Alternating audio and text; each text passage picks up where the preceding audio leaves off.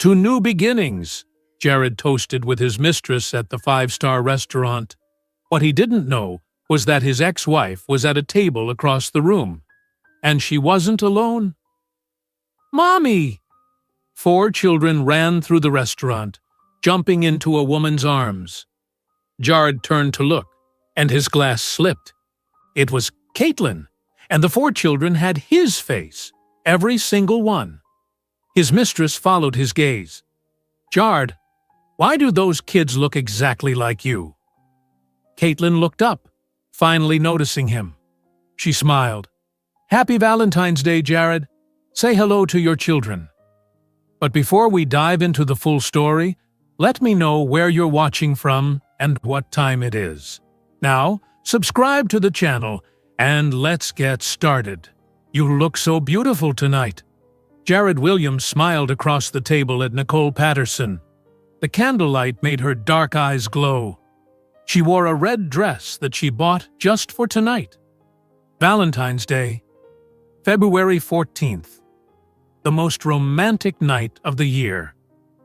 Nicole smiled back at him. Her cheeks turned pink. "Thank you. You look very handsome too." They sat inside the Golden Rose, an expensive restaurant in downtown Chicago, Illinois. The walls were covered in dark wood panels. Crystal chandeliers hung from the ceiling. Soft music played in the background. White tablecloths covered every table. Red roses sat in glass vases. This was the kind of place where people proposed marriage. Nicole thought maybe tonight Jared would ask her to marry him. They had been dating for 8 months. She loved him. She thought he loved her too. Jared picked up the wine menu. He ordered a bottle of red wine that cost $75. When the waiter brought it to the table, Jared poured a glass for Nicole and one for himself. "To us," Jared said. He lifted his glass. Nicole lifted hers. "To us." They clinked their glasses together and drank. The wine was smooth and expensive. Nicole felt happy. She felt like everything in her life was finally perfect. She was 28 years old. She worked as a nurse at Rush University Medical Center. She had a good job, a nice apartment, and a boyfriend who seemed perfect. Jared was 32 years old. He worked as a sales manager at a luxury car dealership. He made good money. He drove a nice car. He took her to expensive restaurants. He bought her flowers. He told her he loved her. Nicole thought she knew everything about Jared. He told her he grew up in Naperville, Illinois. He told her his parents were still married. He told her he had a younger brother who was a lawyer. He told her he had never been married before. He told her he had no children. Nicole believed every word. She had no reason not to. But Jared was lying. 5 years ago, Jared was married to a woman named Caitlin Williams. She was a kindergarten teacher from Oak Park, Illinois. They lived in a small apartment near the city. They were happy for the first year of marriage. Then one day, Caitlin told Jared she was pregnant. Not with one baby, with 4 babies, quadruplets. Jared panicked. He looked at their small apartment. He looked at their bank account. He thought about 4 babies crying at the same time. 4 high chairs, 4 car seats, 4 cribs, diapers, and formula for 4 babies. Doctor visits for 4 babies. Clothes and toys for 4 babies. Then school fees for 4 children. College tuition for 4 children. 4 weddings someday. Jared felt trapped. He felt like his life was ending before it even started. He was only 27 years old. He did not want 4 children. He did not want the responsibility. He did not want the financial burden. He wanted his freedom. So Jared did something terrible. One night, while Caitlin was sleeping, he packed his clothes into 2 suitcases. He went to the bank and took half the money from their account. Then he left. He did not leave a note. He did not say goodbye. He just disappeared. Jared moved to a different neighborhood in Chicago. He changed his phone number. He pretended his old life never existed. He told himself that Caitlin would be fine without him. He told himself he was too young to be a father. He lied to himself for 5 years. During those 5 years, Jared built a new life. He got a job selling cars. He made good money. He rented a nice apartment in Lincoln Park. He went on vacations to Florida and California. He bought expensive clothes. He went to bars and parties. He dated different women. He lied to all of them. He told them he was never married. He told them he had no children. Tonight, Jared sat across from Nicole and thought everything was perfect. He thought his past would never catch up to him. He thought he was safe. But he was wrong. Across the same restaurant, near the windows on the other side of the room, a hostess led a group to a large table. A woman with light brown hair pulled back in a ponytail walked in first. Behind her came another woman with darker hair. Behind them came 4 children, 2 boys, 2 girls. They were all the same age, 5 years old. The hostess seated them at a table with 6 chairs. The woman with the ponytail helped the children into their seats. The children laughed and talked loudly. They looked at the fancy restaurant with wide eyes. "Can we get chicken fingers?" one of the boys asked. "Please, Mom," one of the girls said. The woman with the ponytail smiled. "Yes, you can get chicken fingers. This is a special night. We are celebrating." The other woman, the one with darker hair, sat down next to the children. "Congratulations again, Caitlin. Head teacher, I am so proud of you." Caitlin smiled at her younger sister, Rebecca. "Thank you. I could not have done it without you. You helped me so much with the kids." Rebecca reached across the table and squeezed Caitlin's hand. That is what family does. We help each other. The 4 children looked at the menus. Mason, the oldest by 3 minutes, tried to read the words. Ethan pointed at pictures. Emma and Olivia giggled together. Caitlin looked across the restaurant. Her eyes stopped at a table near the other wall. A man sat there with a woman in a red dress. The man wore an expensive suit. He had dark brown curly hair. He laughed at something the woman said. Caitlin's heart started beating faster. Her hands gripped the edge of the table. Rebecca noticed. She leaned closer and whispered, "Is that him?" Caitlin nodded slowly. "Yes, that is Jared." Rebecca's face became hard, her eyes filled with anger. "Are you sure you want to do this?" Caitlin took a deep breath. "Yes, I am sure. He needs to see them. He needs to face what he did." Mason looked up from his menu. "Mom, why do you keep looking at that man over there?" Caitlin pulled her eyes away from Jared. She smiled at Mason. "I am not looking at anyone, baby.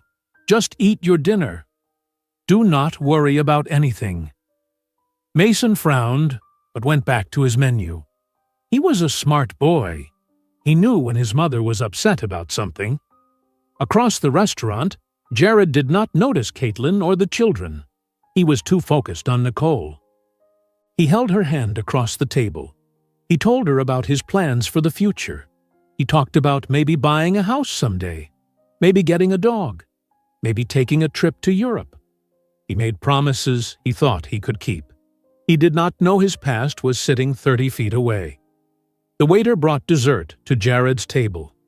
A piece of chocolate cake with 2 forks. Jared cut a piece and held it up to Nicole's mouth. She took a bite and smiled. Everything felt perfect to her. At Caitlin's table, the children finished eating their chicken fingers and French fries. They drank their lemonade. Emma and Olivia started getting restless. They wanted to move around. They were 5 years old. Sitting still for too long was hard.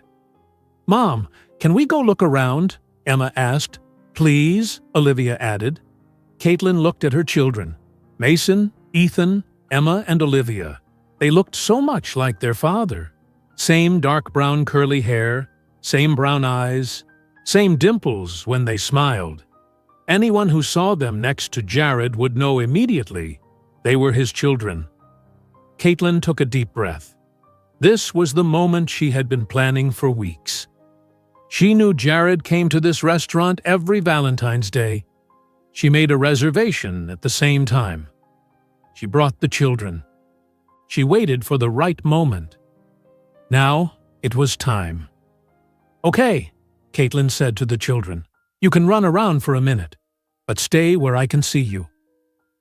The 4 children jumped out of their chairs. They were excited and full of energy. They started running across the restaurant, laughing and shouting. "Mommy! Mommy! Mommy!" they yelled as they ran. They ran straight toward Caitlin with their arms open wide. But as they ran, they passed directly in front of Jared's table. Jared heard the children shouting.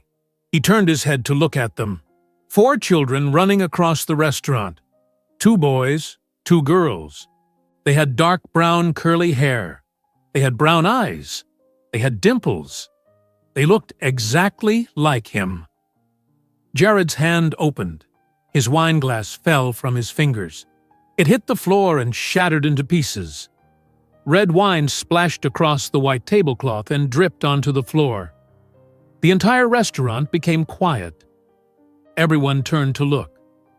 Nicole stared at the broken glass, then at Jared. His face had gone completely white. His mouth hung open. His eyes were fixed on the 4 children. "Jared?" Nicole said. "What is wrong? Why do those kids look exactly like you?" But Jared could not answer. He could not move. He could not breathe. He just stared at the 4 children who had his face. Nicole looked at the broken glass on the floor. Then she looked at Jared. His face was white. His hands shook on the table. His eyes stayed fixed on the 4 children across the restaurant. "Jared," Nicole said again. Her voice was louder now.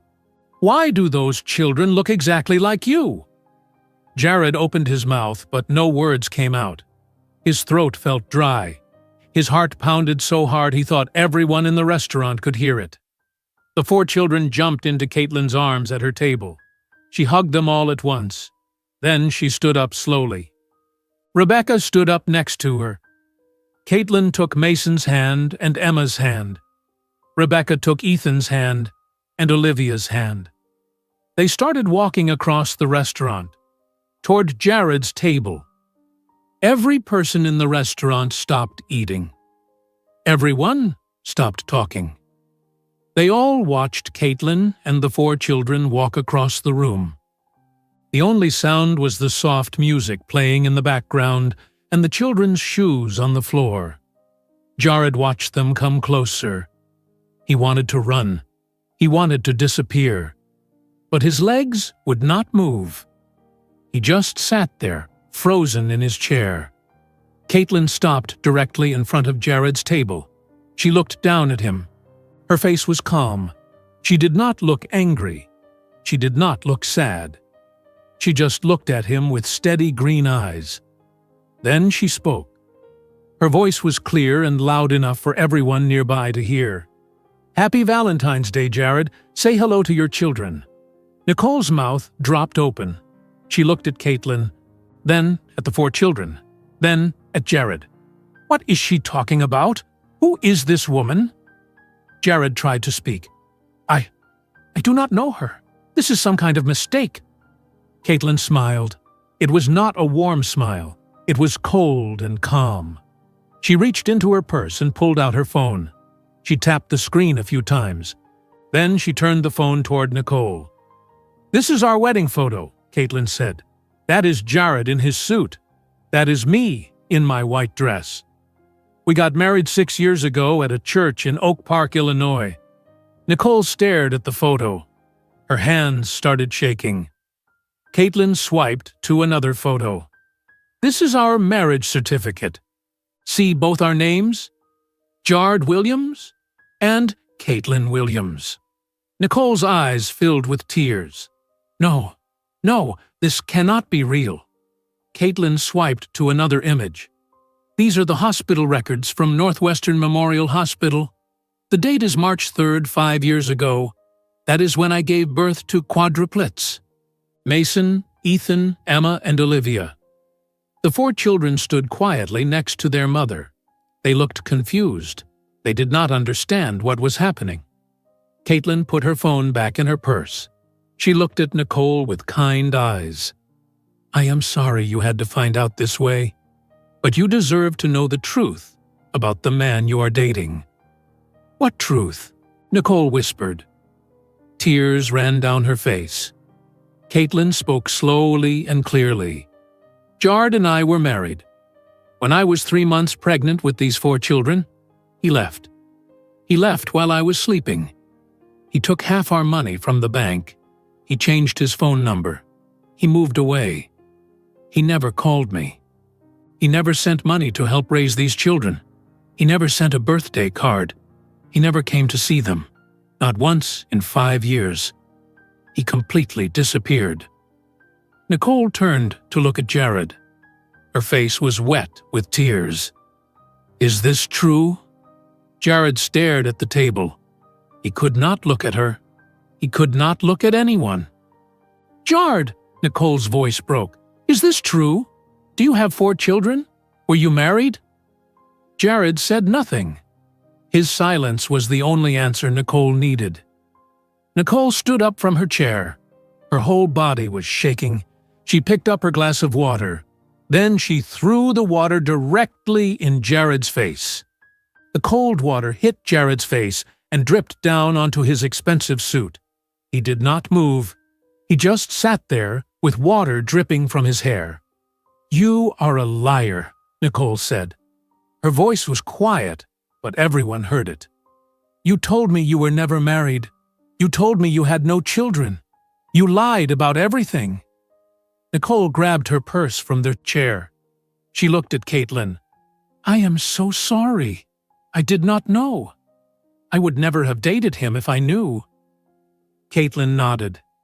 "I know. This is not your fault." Nicole ran out of the restaurant.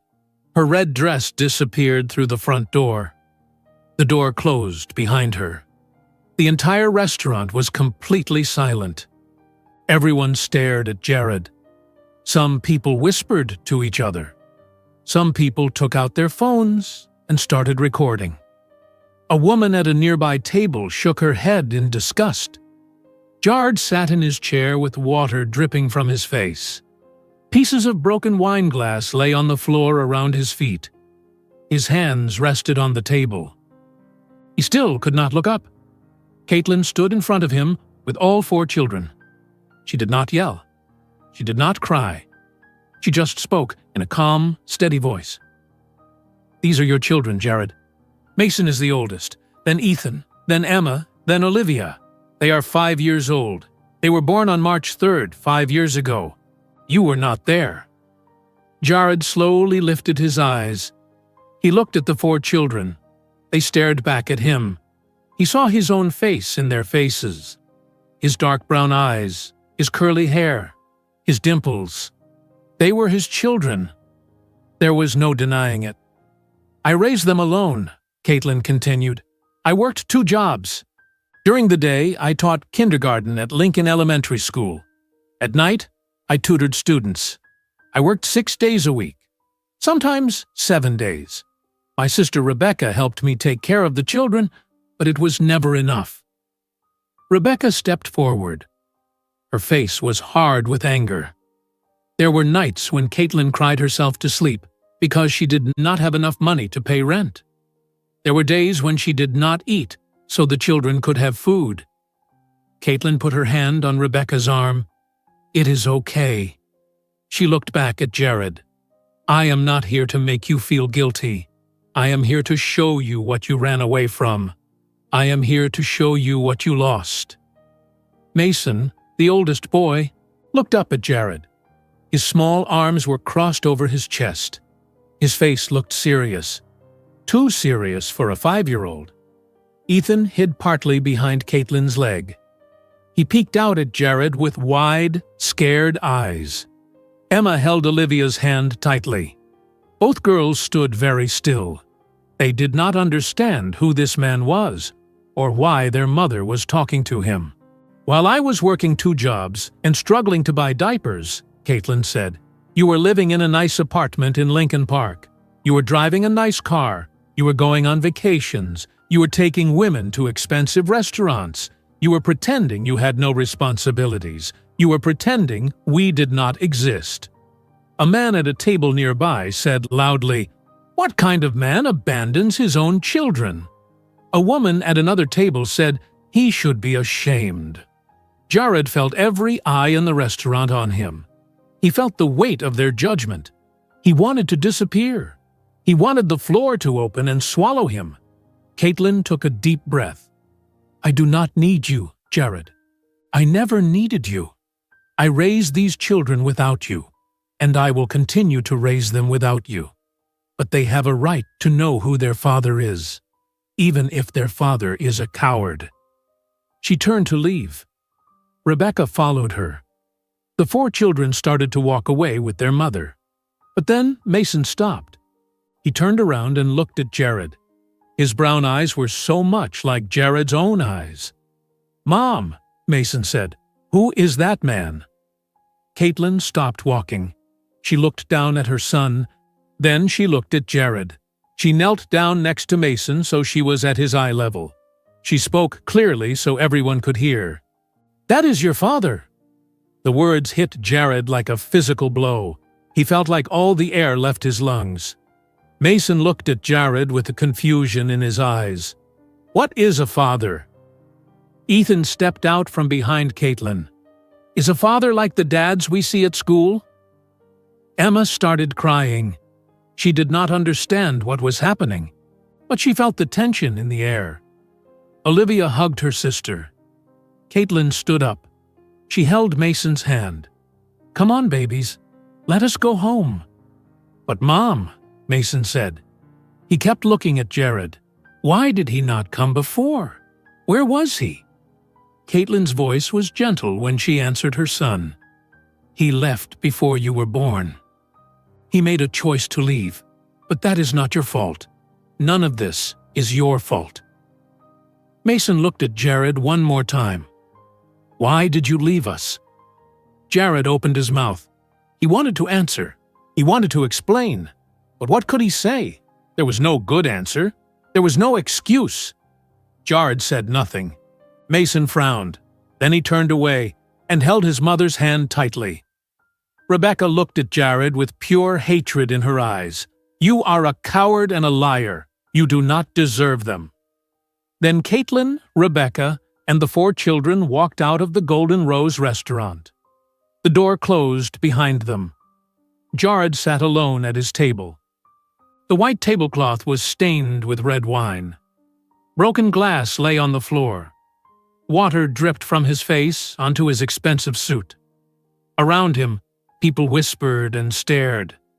Some people shook their heads. Some people pointed at him. The waiter came over with a bill. He placed it on the table without saying a word. Then he walked away. Jared stared at the empty chair where Nicole had been sitting. He thought about her face when she found out the truth. He thought about the 4 children who looked just like him. He thought about Caitlin's calm voice, telling him what a coward he was. For the first time in 5 years, Jared felt the full weight of what he had done. He sat there in the silent restaurant, surrounded by strangers who all knew his secret, and he finally understood there was no running away anymore. Jared finally picked up the bill from the table. His hands were still shaking. He looked at the number, $83. He pulled his wallet from his pocket and placed 5 $20 bills on the table. He did not wait for change. He stood up slowly. Every person in the restaurant watched him. An older woman at the table next to him said to her husband, "Can you believe that? 4 children." Her husband shook his head. "Some men have no honor." Jared heard every word. He walked toward the door. His shoes crunched on pieces of broken glass. Water from Nicole's glass still dripped from his hair onto his shoulders. His expensive suit was ruined. When he pushed through the front door, the cold February air hit his wet face. It was dark outside. Cars drove past on the street. People walked on the sidewalk holding hands. Couples everywhere. It was Valentine's Day. Everyone was happy except him. Jared pulled his phone from his pocket. He called Nicole. The phone rang once, then it went straight to voicemail. She rejected his call. He tried again. Same thing. Straight to voicemail. Jared sent a text message. "Nicole, please let me explain. I can explain everything. Please call me." He waited. 1 minute, 2 minutes, 3 minutes. No response. He sent another message. "I am sorry. I know you are angry. Please just talk to me." Still, no response. Jared walked to his car in the parking garage next to the restaurant. He sat in the driver's seat and tried calling Nicole again. This time, a recording played. "The number you have called is not available." She blocked his number. Jared dropped his phone on the passenger seat. He put his head in his hands. He sat there in the dark parking garage for a long time. Finally, he started his car and drove home. He lived in Lincoln Park, a nice neighborhood in Chicago. His apartment was on the 4th floor of a new building. It had big windows and modern furniture. It cost $2,000 per month in rent. Jared parked his BMW in the underground garage and took the elevator up to his apartment. When he walked inside, everything was dark and quiet. He did not turn on the lights. He just walked to his couch and sat down. He could not stop thinking about the 4 children. Their faces, their eyes, their hair. They looked exactly like him. Mason, Ethan, Emma, and Olivia. Those were their names. His children had names, and until tonight, he did not even know what they were. Jared got up and walked to his kitchen. He opened a cabinet and pulled out a bottle of whiskey. He poured it into a glass. Then he poured more. He drank it all at once. The whiskey burned his throat, but he did not care. He poured another glass. He walked back to the couch and sat in the dark. He drank more whiskey. He thought about Caitlin's face when she told everyone in the restaurant what he did. She did not yell. She did not cry. She just told the truth calmly. He thought about the look on Nicole's face, the tears in her eyes, the hurt, the betrayal. She trusted him, and he lied to her about everything. He thought about Rebecca saying he was a coward and a liar. She was right. He was both of those things. Most of all, he thought about Mason asking, "Why did you leave us?" That question echoed in Jared's head over and over. Why did you leave us? Why did you leave us? Jared did not sleep that night. He sat on his couch drinking whiskey until the sun came up. The next morning was Saturday, February 15th. Jared did not go to work because the car dealership was closed on weekends. He stayed in his apartment. He did not shower. He did not eat. He just sat on his couch staring at nothing. His phone rang. It was his mother. Jared did not answer. She called again. He did not answer. She sent a text message. "Jared, call me right now. I need to talk to you." Jared put his phone face down on the coffee table. He did not want to talk to anyone. But his mother kept calling. She called 5 times. 10 times. Finally, Jared answered. "Hello, Mom." "Jared." His mother's voice was tight. "I just got a call from Aunt Patricia. She said she saw something on the internet. A video of you at a restaurant with a woman and 4 children. Tell me it is not true." Jared closed his eyes. "It is true." His mother was quiet for a long moment. Then she said, "You have 4 children?" "Yes." "And you never told me?" "I have 4 grandchildren. And you never told me?" "I am sorry." "Sorry?" His mother's voice rose. "Jared, how could you do this? How could you abandon your own children? How could you lie to everyone?" "I do not know." "You do not know? That is your answer?" His mother started crying. I raised you better than this. Your father and I taught you to be responsible. We taught you to do the right thing. How could you just leave those babies? I was scared. Scared? His mother's voice was sharp. Everyone is scared when they have children. That does not mean you run away. You stay. You take care of them. That is what a man does. Jared said nothing. What could he say? She was right. I am so disappointed in you, his mother said. I cannot even look at you right now. Do not call me until you fix this, until you take responsibility for what you did. She hung up. Jared put his phone down. His own mother did not want to talk to him. The next day was Sunday, February 16th. Jared's phone buzzed with text messages. Not from Nicole, not from his mother, from his friends. One message said, "Dude, is that video real?" Another said, "You have 4 kids you never told us about?" Another said, "That is messed up, man." Jared opened his social media apps. He saw the video immediately. Someone at the restaurant recorded everything. The video showed Caitlin walking up to his table with the 4 children. It showed her telling Nicole the truth. It showed Nicole throwing water in his face. It showed the 4 children staring at him. It showed him sitting alone with the broken glass on the floor. The video had 50,000 views, then 100,000 views, then 500,000 views. It kept spreading. The comments were brutal. What a deadbeat dad. He deserves everything bad that happens to him. Those poor children. I hope he goes to jail. What a coward. Jared read comment after comment. Each one felt like a punch, but he could not stop reading. He deserved every word. On Monday morning, February 17th, Jared went to work. He worked at a luxury car dealership in downtown Chicago. He sold expensive cars to rich people. He was good at his job. He made good money. When Jared walked into the dealership, his co-workers stared at him. Nobody said hello. Nobody smiled. They all looked away when he walked past. Jared sat at his desk and turned on his computer. His boss, Mr. Henderson, came out of his office. "Jared, can I see you for a moment?" Jared followed Mr. Henderson into his office. Mr. Henderson closed the door and sat behind his desk. He did not ask Jared to sit down. "I am going to be direct with you," Mr. Henderson said. "I saw the video. Everyone saw the video. It has been shared on every social media platform. Our customers are talking about it. Some of them called and said they do not want to do business with us if you still work here." "Mr. Henderson, I can explain.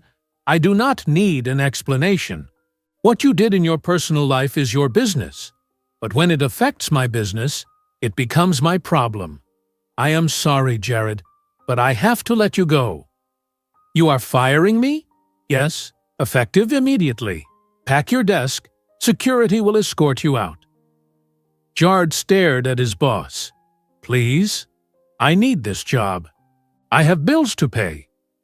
"You should have thought about that before you abandoned your children." Mr. Henderson opened his office door. "I am sorry. This is not personal. It is business." A security guard stood outside the door. Jared walked to his desk.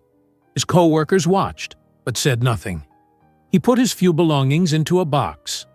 A coffee mug, a picture frame, some pens.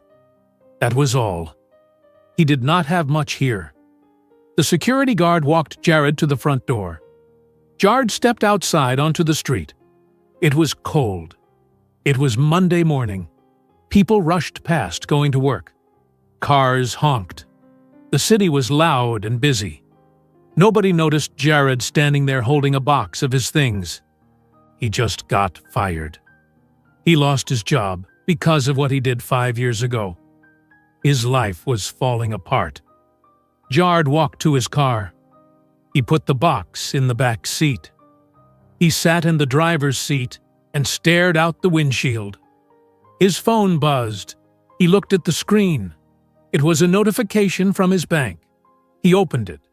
His account balance was low, very low. He had about $3,000 left. His rent was $2,000 per month. His car payment was $500 per month. He had other bills, credit cards, insurance, phone. Without a job, his money would be gone in weeks. Jared started his car and drove home. When he got to his apartment, he sat on his couch and stared at the wall. He thought about everything. Nicole was gone. His mother would not talk to him. His friends were avoiding him. His job was gone. And somewhere in Oak Park, 4 children were living their lives without him. 4 children he abandoned. 4 children who did not even know he existed until 2 days ago. For 5 years, Jared thought he could run from his past. He thought he could build a new life and pretend the old one never happened. But the past caught up to him. And now, everything was falling apart. 2 weeks later, on the first day of March, Jared received a package in the mail. It was a large envelope. He opened it. Inside were legal papers. The first page said, "Petition for Child Support." Jared's hands shook as he read. Caitlin Williams was suing him. She was suing him for 5 years of unpaid child support. Her lawyer calculated the amount, $85,000, plus $1,200 every month going forward. Jared stared at the number, $85,000. He did not have $85,000. He barely had $3,000. He kept reading. There was a court date, June 10th, Cook County Courthouse. He had to appear. Jared put the papers down on his coffee table. He put his head in his hands. His life was completely falling apart, and he had no idea how to stop it. Jared read the legal papers 3 more times. Each time the numbers stayed the same. $85,000 in back child support. $1,200 per month going forward. Court date on June 10th. He needed a lawyer. He could not go to court alone. He searched on his phone for lawyers in Chicago who handled family law cases. He found a firm downtown called Miller & Associates. He called them. A woman answered. "Miller & Associates, how can I help you?" "I need to speak to a lawyer about a child support case." "Let me transfer you to Mr. Miller." The phone rang twice. Then a man's voice said, "This is David Miller. How can I help you?" Jared explained the situation. He told Mr. Miller about Caitlin, about the Quadruplets, about leaving 5 years ago, about the lawsuit for $85,000. Mr. Miller was quiet for a moment. Then he said, "Do you have evidence that these children are not yours?" "No, they are mine. They look exactly like me." "Did you leave your wife while she was pregnant?" "Yes." "Did you pay any child support over the last 5 years?" "No." "Did you call or visit the children?" "No." Mr. Miller sighed. "Mr. Williams, I am going to be honest with you. You have no defense. The evidence is clear. You abandoned your wife and 4 children. The court will not be sympathetic. You will lose this case." "But I cannot pay $85,000. I do not have that money." "That is not a legal defense, Mr. Miller said. "The court will order you to pay. If you cannot pay in full, they will set up a payment plan. If you do not pay, you can be held in contempt of court. You could go to jail." Jared felt his chest tighten. "So what should I do?" "Pay what you owe. Try to build a relationship with your children. Show the court you are taking responsibility. That is your only option." "But there must be something I can do to fight this." "Mr. Williams, I do not take cases I cannot win. And I cannot win this one. I am sorry. I suggest you contact legal aid for free advice. Good luck." Mr. Miller hung up.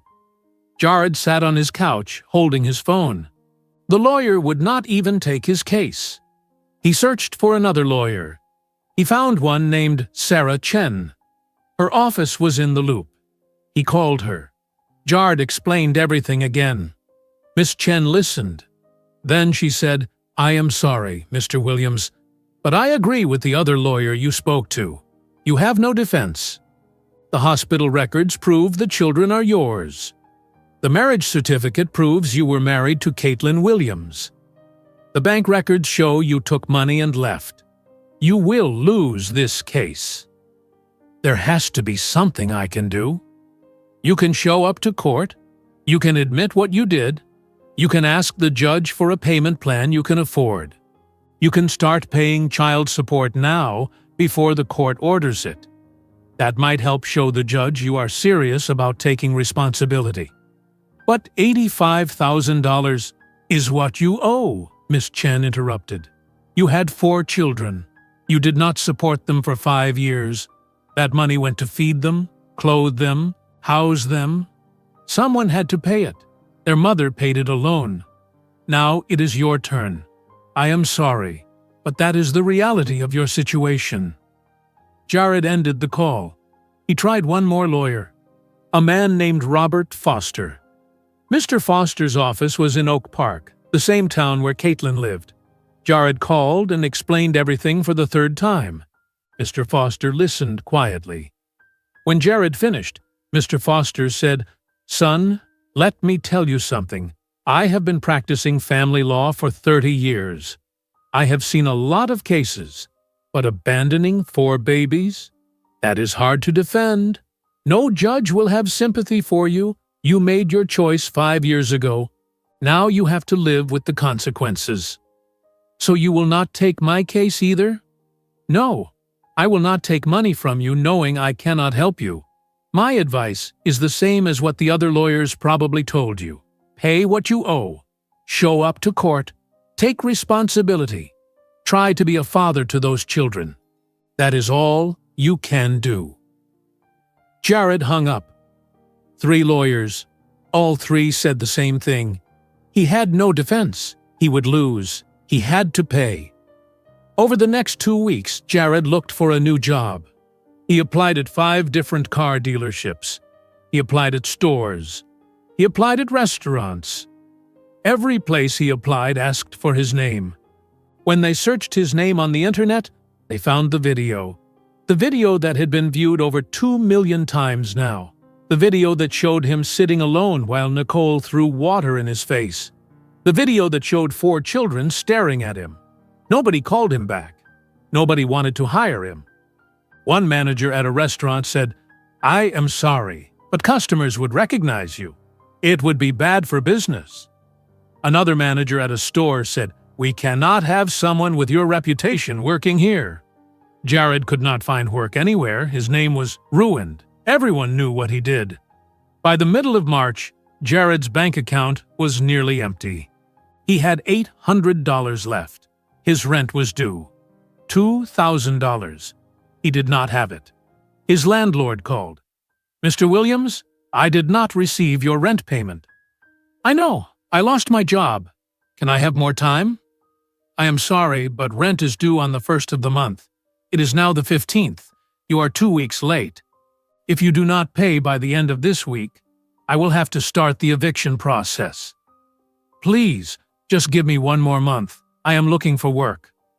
"I saw the video, Mr. Williams. Everyone saw it.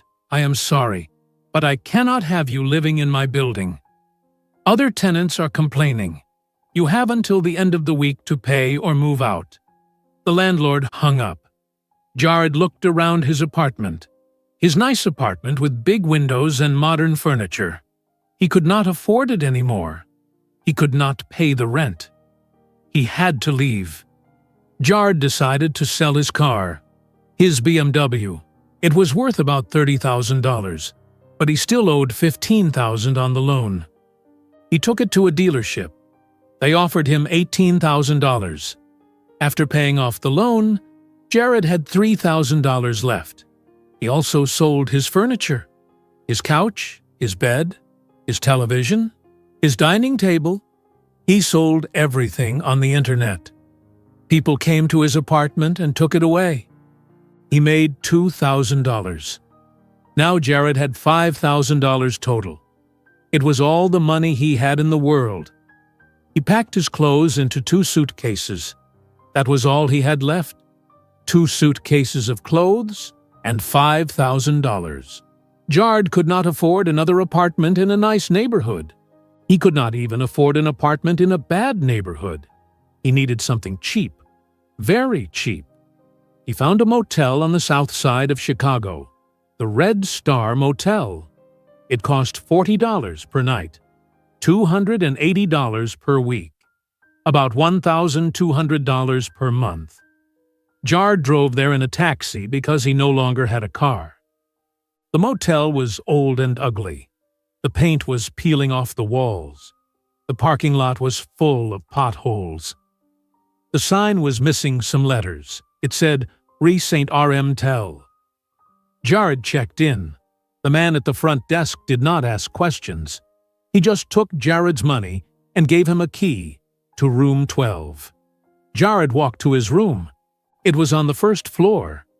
He opened the door. The room was small, very small. There was a bed with a thin mattress and yellow sheets.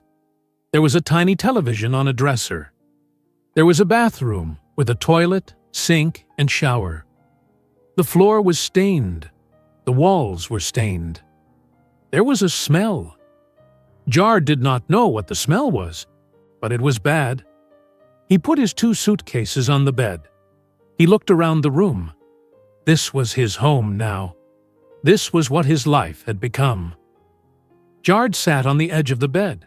The mattress was hard and uncomfortable. He heard noises through the thin walls. Someone was yelling in the next room. A baby was crying somewhere. Cars drove past outside. Jared had always lived in nice places. His parents' house in Naperville was big and clean. His apartment in Lincoln Park was modern and expensive. He always had money. He always had nice things. He never struggled. Now he lived in a dirty motel room on the south side. He had no job. He had no car. He had no friends. His family would not talk to him. Jared's phone buzzed.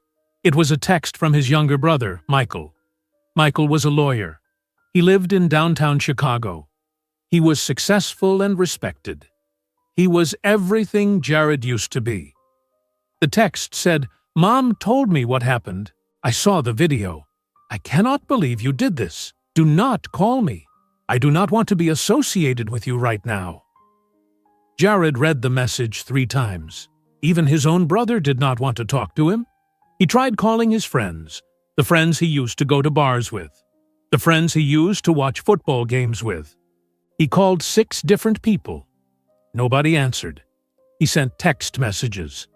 Nobody responded.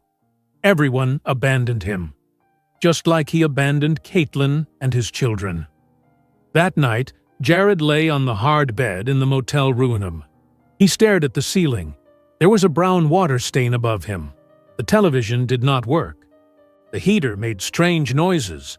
It was cold, but the heater barely put out any warmth. Jared thought about Caitlin. 5 years ago, she was alone with 4 babies. She worked 2 jobs. She struggled to pay rent. She struggled to buy food. She cried herself to sleep at night. Now, Jared was alone. He had no job. He was struggling to survive. He was living in a terrible place. For the first time in his life, he understood what Caitlin went through. For the first time, he felt what she felt. Jared started crying. He cried harder than he had ever cried in his life. He cried for what he did to Caitlin. He cried for his 4 children who grew up without a father. He cried for Nicole, who trusted him, and he lied to her. He cried for himself and the life he destroyed. He cried until he had no tears left. Then he lay in the dark, listening to the sounds of the motel, knowing that this was what he deserved. The next morning, Jared woke up on the hard bed in the motel. His eyes were swollen from crying. His head hurt. Sunlight came through the thin curtains. He checked his phone. It was 7 in the morning, March 16th. Jared got up and took a shower. The water was cold. The shower head was broken, and water sprayed in different directions. He dried himself with a rough towel that smelled old. He needed a job. Any job. He could not survive on $5,000. The motel cost $1,200 per month. He needed money for food. He needed money for everything. And soon he would need money for child support. Jared got dressed and walked to a bus stop 2 blocks away. He did not have a car anymore. He took the bus to different parts of Chicago looking for work. He walked into a grocery store called Sam's Foods. He asked to speak to the manager. A woman came out from the back. Her name tag said Maria Manager. "Hello," Jared said. "I am looking for work. Are you hiring?" Maria looked at him. "What kind of experience do you have?" "I worked in sales for 7 years. I am good with customers." "Do you have a resume?" "No, but I can get you one." Maria nodded. "What is your name? I will look you up." Jared hesitated. He knew what would happen when she searched his name, but he could not lie. "Jared Williams?" Maria pulled out her phone. She typed his name into the search bar. After a few seconds, her face changed. She looked at her phone, then at Jared, then back at her phone. "Is this you?" She turned her phone toward him. It was the video. The video from the restaurant. "Yes." Maria put her phone away. "I am sorry, but we are not hiring right now." "But you just asked me for my resume." "I changed my mind. We are not hiring. Have a good day." Maria walked back to her office. The conversation was over. Jared left the store. He walked to another store, then another, then another. The same thing happened every time. They asked his name.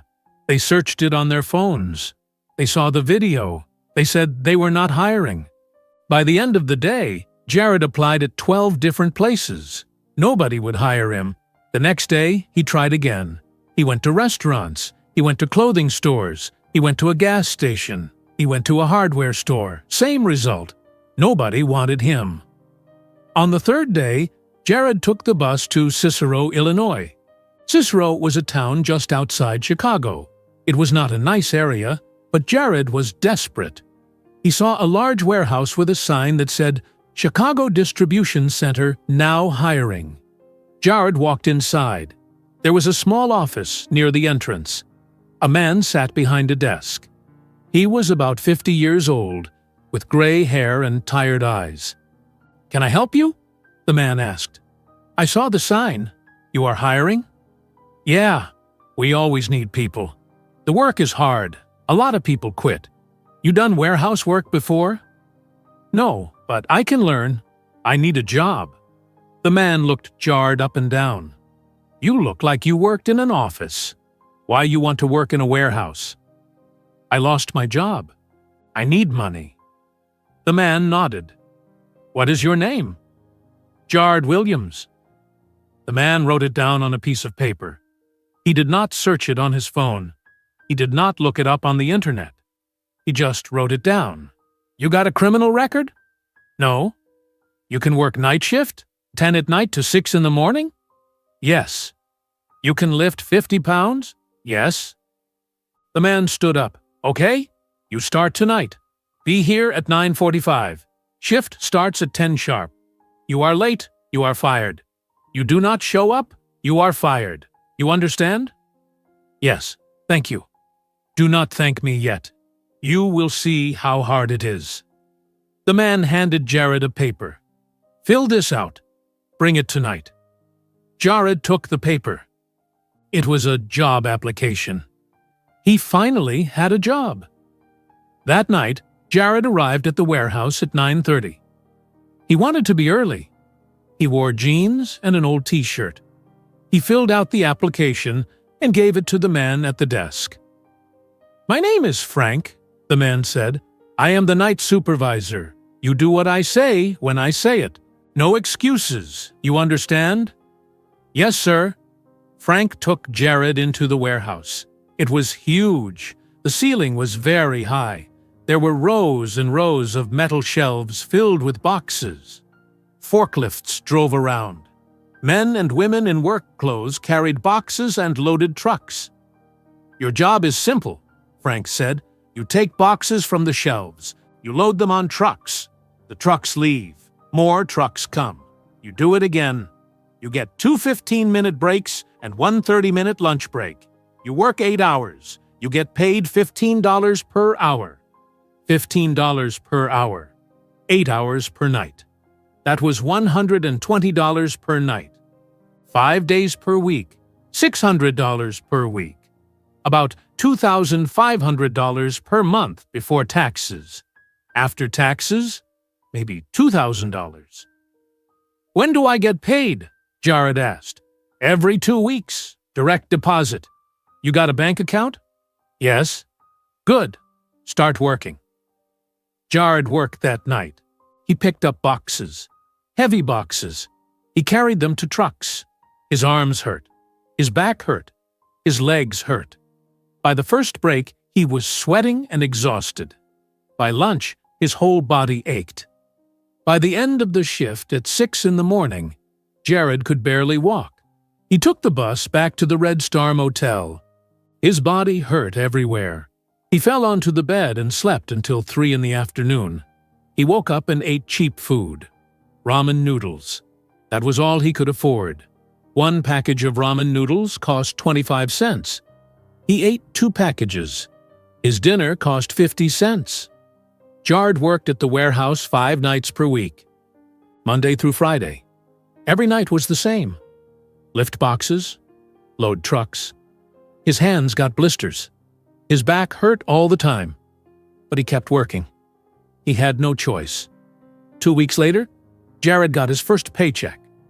After taxes, it was $960.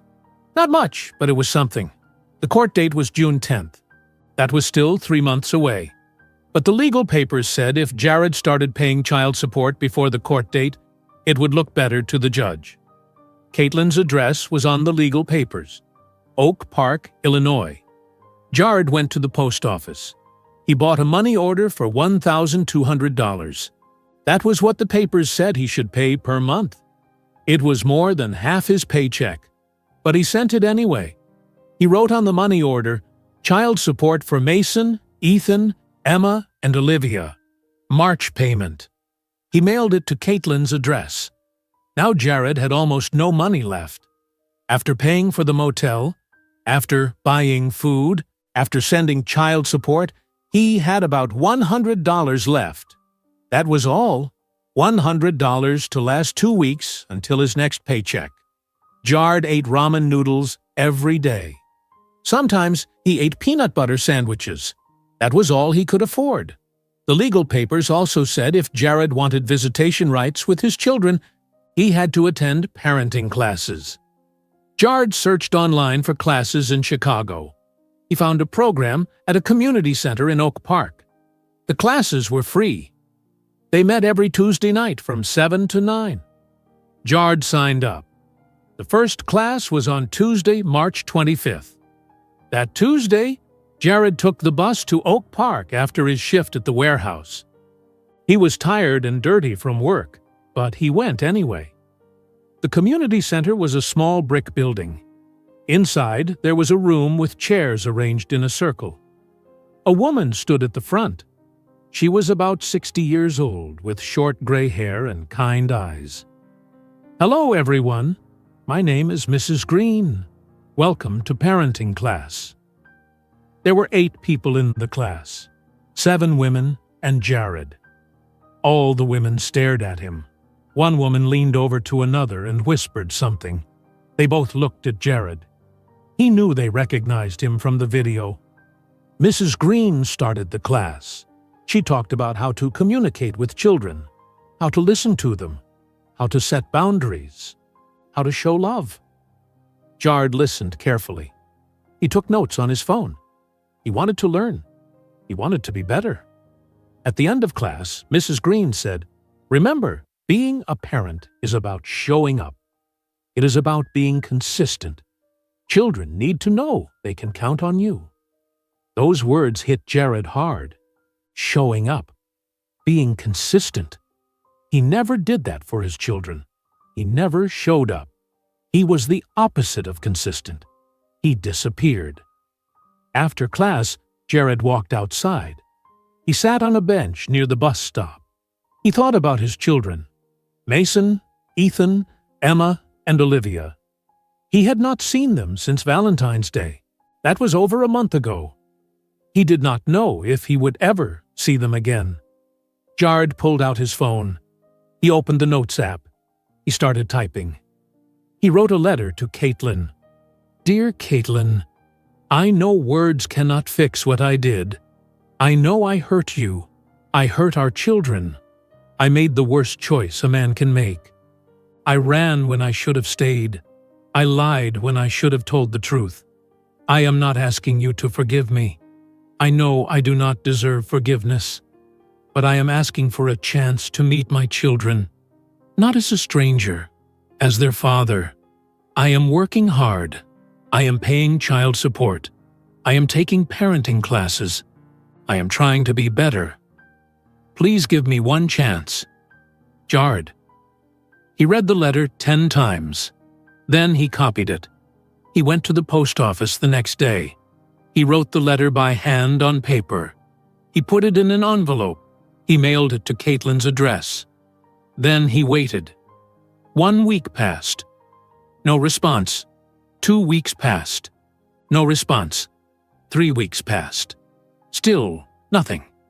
Jared thought Caitlin would never answer. He thought she would never let him see his children. He went to work every night. He lifted boxes. He came home to his motel room. He ate ramen noodles. He went to parenting class every Tuesday. He sent child support every month. His life became a routine. Work, sleep, eat, repeat.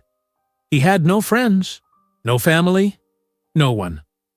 On a Saturday morning in the middle of April, Jared's phone buzzed. It was a text message from an unknown number. He opened it. Supervised visits only. 1 hour. Once a week. Do not disappoint them again. Jared stared at the message on his phone. He read it 5 times. Then 10 times. His hands were shaking. Caitlin was giving him a chance. She was letting him see his children. Another message came through. Saturday, 10 in the morning. Oak Park Visitation Center. 145 South Oak Park Avenue. Be on time. Jared typed back immediately. Thank you. I will be there, I promise. 3 dots appeared, showing Caitlin was typing. Then they disappeared. No response came. That was on Tuesday, April 15th. The visit was scheduled for Saturday, April 19th. Jared had 4 days to prepare. But how do you prepare to meet your own children for the first time? What do you say to 5-year-old kids that you abandoned? Jared could not sleep that night, or the next night, or the night after that. He went to work at the warehouse every night, but he could barely focus. He kept thinking about Saturday morning. On Friday night, after his warehouse shift ended at 6 in the morning, Jared did not go home to sleep. He took the bus to a store. He walked through the toy section. He did not know what 5-year-old children liked. He saw coloring books. He saw toy cars. He saw dolls. He saw puzzles. He picked up 4 coloring books. One had dinosaurs on the cover. One had princesses. One had superheroes. One had animals. He also picked up a box of crayons. He paid $23. That was a lot of money for him now, but he wanted to bring something for his children. Jared went back to his motel room. He took a shower. He lay down on the bed, but could not sleep. He was too nervous, too scared. What if the children hated him? What if they refused to talk to him? What if they cried when they saw him? Saturday morning came. Jared got dressed. He wore his nicest clothes, a pair of khaki pants and a blue button-up shirt. They were old and a little wrinkled, but they were the best he had. He left the motel at 8 in the morning. The bus ride to Oak Park took 1 hour. Jared wanted to be early. He could not be late. Not today. He arrived at the Oak Park Visitation Center at 9:30. The building was small and painted yellow. There was a playground outside with swings and a slide. The parking lot had only a few cars. Jared walked inside. The front room had chairs, a small table, toys, and books scattered around. The walls were painted light blue.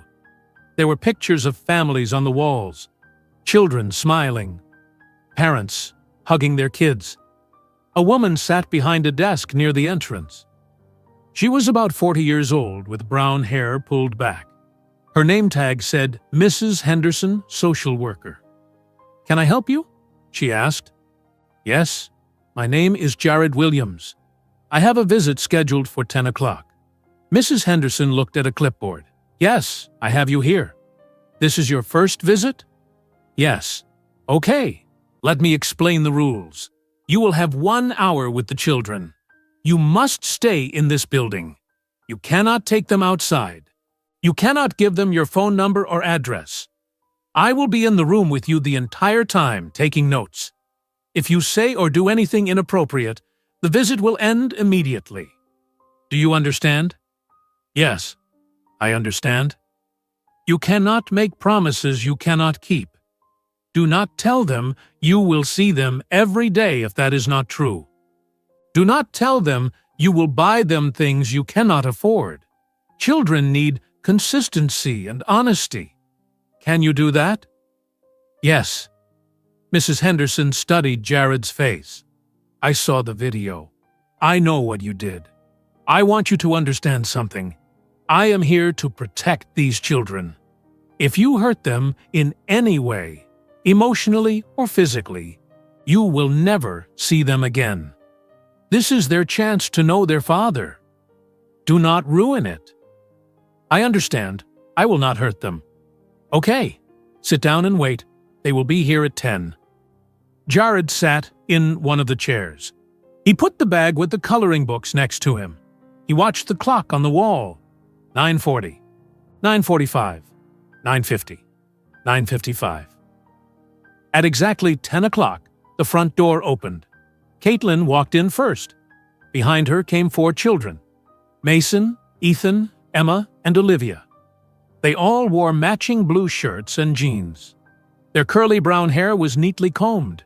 They held onto Caitlin's hands and shirt. Jared stood up. His legs felt weak. His heart pounded in his chest. The 4 children stared at him. They did not smile. They did not wave. They just stared. Caitlin knelt down next to them. She spoke softly. "Remember what we talked about? This is your father. His name is Jared. He wants to spend time with you today." Mason, the oldest, crossed his arms over his chest. His face was serious. "Why should we talk to him? Because he is your father, and everyone deserves a chance." Ethan hid partly behind Caitlin. He peeked around her arm at Jared. Emma and Olivia held hands. They looked scared. Caitlin stood up. She looked at Jared but did not smile. Her face was cold. 1 hour. Mrs. Henderson will be here the whole time. I will be back at 11. "Caitlin, I just want to say—" "Do not," Caitlin interrupted. "This is not about me. This is about them. Just focus on them." Caitlin kissed each child on the head. "I love you. I will be back in 1 hour. Be good." She walked out the door and closed it behind her. Jared stood there facing his 4 children. Mrs. Henderson sat in a chair in the corner, holding a notepad and pen. The room was silent, except for the ticking clock on the wall. Jared knelt down, so he was at the children's eye level. "Hi, my name is Jared. I am your dad." His voice cracked when he said the word dad. It felt wrong in his mouth. How could he call himself their dad when he had never been there for them? The 4 children said nothing. They just stared at him. "I know you do not know me," Jared continued. "I know this is strange, but I want to get to know you. I want to hear about your lives. I want to know what you like." Still silence. Then Mason spoke. His voice was hard. "Where were you?" The question hit Jared in the chest. "Where were you?" The same question Mason asked at the restaurant on Valentine's Day. Jared took a deep breath. "I was not there. I should have been, but I was not. I made a very bad choice. I left before you were born. I left your mom when she needed me." "Why?" Emma asked. Her voice was small and quiet. "I was scared. I thought I could not take care of 4 babies. I thought it was too hard. So I ran away. But I was wrong. Running away was the worst thing I could do." "Did you not love us?" Olivia asked. Tears filled her eyes. Jared felt his own eyes fill with tears. "I did not know you yet. But that is not an excuse. You were my children, and I should have stayed. I should have been there to meet you when you were born. I should have been there to watch you grow up. I am so sorry I was not." "Are you going to leave again?" Ethan asked. He was still hiding partly behind a chair. Jared looked at each of their faces. "No, I am not going to leave again. I am going to show up every week. I am going to be here." Mason shook his head. "That is what adults always say. Then they leave. I know you do not trust me. I understand why. But I am going to prove it to you. I am going to keep coming back." The children did not move. They stood in a group, watching him carefully. Jared remembered the bag next to his chair. He picked it up. "I brought something for you. I did not know what you like, so I brought a few different things." He pulled out the 4 coloring books. "I have a book with dinosaurs, one with princesses, one with superheroes, and one with animals. Who wants which one?" Mason looked at the books but did not move. Emma took a small step forward. She pointed at the princess book. "Can I have that one?" "Yes, this one is for you." Jared handed it to her. Emma took the book carefully. She did not say thank you, but she held it close to her chest. Olivia pointed at the animal book. "I like animals." Jared gave it to her. She took it and stood next to Emma. Ethan came out from behind the chair a little bit. He pointed at the dinosaur book but did not speak. "You like dinosaurs?" Jared asked. Ethan nodded. Jared handed him the book. "This one is yours." That left the superhero book. Jared looked at Mason. "This one must be for you." Mason did not take it at first. He just stared at Jared. Then he said, "Why did you bring us presents? Do you think that makes it okay?" "No, I do not think presents make anything okay. I just wanted to bring something to show I was thinking about you." Mason took the book slowly. He did not look at it. He just held it at his side. Jared pulled out the box of crayons. "We can color together if you want." Mrs. Henderson spoke from the corner. "There is a table over there you can use." Jared walked to the small table. He sat in one of the chairs. The children did not follow him at first. They stood together, watching him. Then Olivia walked over. She sat in the chair across from Jared. She opened her animal coloring book. Emma followed and sat next to Olivia. Then Ethan sat down. Mason stayed farther away, but he watched them. Jared opened the crayon box. "What do you want to color first?" Olivia pointed at a page with a cat. "This one." "Okay, what color should the cat be?" "Purple." Jared smiled. "A purple cat. I like it." Olivia took a purple crayon and started coloring. Her hand moved carefully inside the lines. Emma opened her princess book and started coloring a princess dress pink. Ethan colored a T-Rex green. He did not talk, but he glanced up at Jared every few seconds. Jared watched them color. These were his children. They were real. They were here. They had voices and personalities and favorites colors. They were not just an idea or a problem he ran away from. They were human beings. Do you go to school? Jared asked. Olivia nodded. Kindergarten, at Lincoln Elementary. What do you learn there? Letters and numbers, and we play. Do you have friends? Yes, my best friend is Sarah. That is nice. Do you like your teacher? Emma looked up. Our teacher is Mom. Mom teaches kindergarten. Jared's chest tightened. Caitlin taught at the same school the children attended. She was their mother and their teacher. She was everything to them. Your mom is a great teacher, Jared said. She is the best, Mason said from across the room. His voice was defensive, protective. I agree, Jared said. She is very strong. They colored for a while longer. The children slowly relaxed.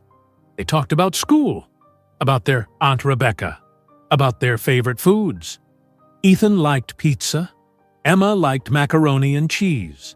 Olivia liked chicken nuggets. Mason liked hamburgers. The hour passed quickly. Too quickly. Mrs. Henderson looked at her watch. 5 more minutes. Jared felt panic. He did not want them to leave. He wanted more time. Can I ask you something? Mason said. Yes, anything. Where do you live? I live in a motel. It is not very nice. I work at a warehouse at night. Are you poor now? Mason asked. Mrs. Henderson looked up from her notepad. Jared nodded. Yes, I do not have much money now, but that is okay.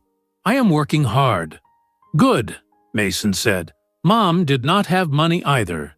She worked very hard. Now you know how it feels. Those words stung, but they were true. The front door opened. Caitlin walked in. The children jumped up from the table and ran to her. They hugged her legs and talked all at once. Mom, I colored a purple cat. I colored a princess. Look at my dinosaur. Caitlin smiled at them. Then she looked at Jared. Her face was neutral. Not angry, but not happy either. Thank you for letting me see them, Jared said. Caitlin nodded once. Come on, kids. Let us go home. They walked toward the door. Olivia turned around and waved at Jared. Bye. Bye, Olivia. Then they were gone. Jared sat down in the chair. He put his head in his hands. He missed 5 years of their lives. 5 years of bedtime stories and first days of school and birthday parties. 5 years he could never get back. But they waved goodbye. That was something. That was a start. Mrs. Henderson walked over to where Jared sat. She looked at her notepad. That went better than I expected. Jared looked up at her. Really? The children were cautious, but they engaged with you. They talked. They colored. That is a good start. Mrs. Henderson sat down in the chair across from him. But you need to understand something. One visit means nothing. Children need consistency. You need to show up every single week, same time and same place, no excuses. I will, I promise. Do not promise me, promise them, and then keep that promise. Mrs. Henderson stood up. Same time next Saturday, 10 in the morning. I will be here. Jared left the visitation center and took the bus back to his motel. The whole ride, he thought about his children. The way Emma carefully colored inside the lines. The way Olivia asked for a purple cat. The way Ethan peeked at him while coloring his dinosaur. The way Mason stayed distant, but still watched everything. That night, Jared went to work at the warehouse. His body was tired, but he did not care. He had something to work for now. He had a reason to keep going. 4 reasons. Mason, Ethan, Emma, and Olivia. The next Saturday came, April 26th. Jared arrived at the visitation center at 9:30 again, 30 minutes early.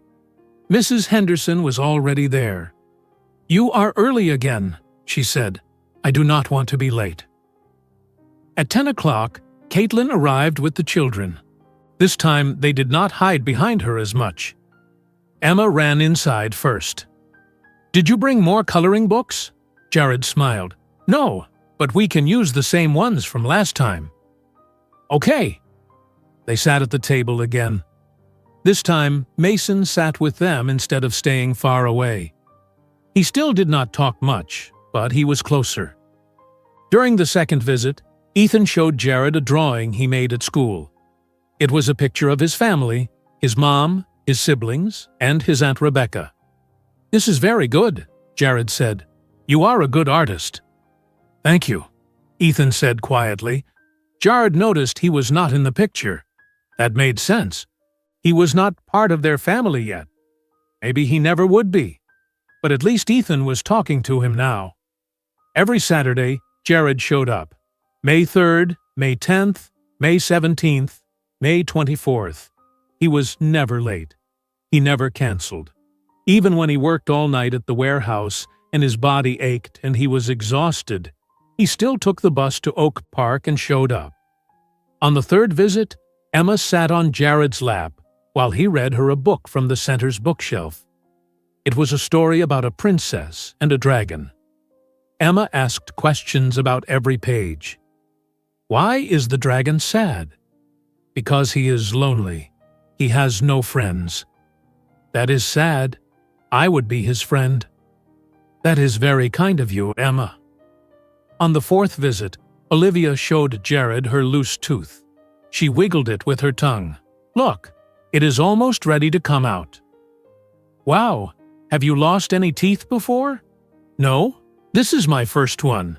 That is exciting. Do you know about the tooth fairy? Olivia's eyes got big. Is the tooth fairy real? Jared smiled. What do you think? I think yes. Then yes. On the fifth visit, Mason sat next to Jared instead of across from him. He asked questions. Where do you work? I work at a warehouse in Cicero. I load boxes onto trucks. Is it hard? Yes, very hard. But I need to work, so I do it. How much money do you make? Mrs. Henderson looked up from her notepad. She was about to say something, but Jared answered first. Not very much. About $2,000 per month.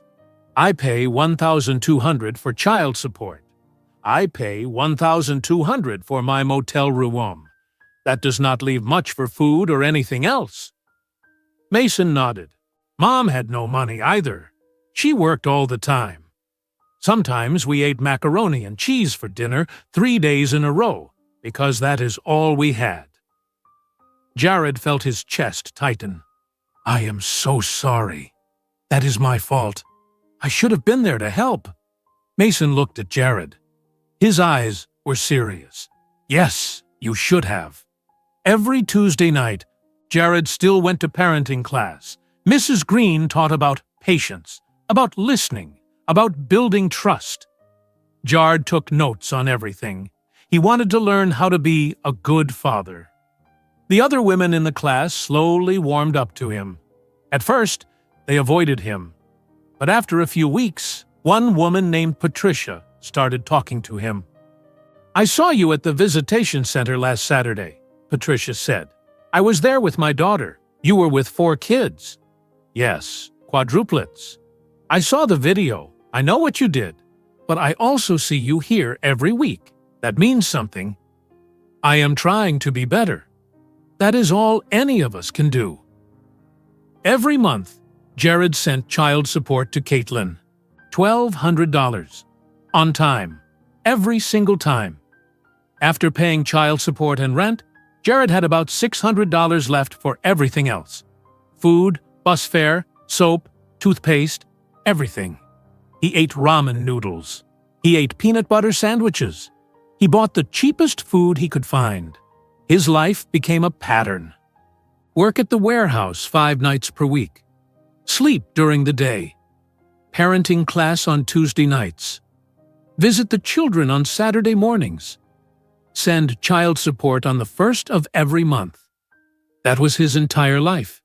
He had no friends, no hobbies, no entertainment.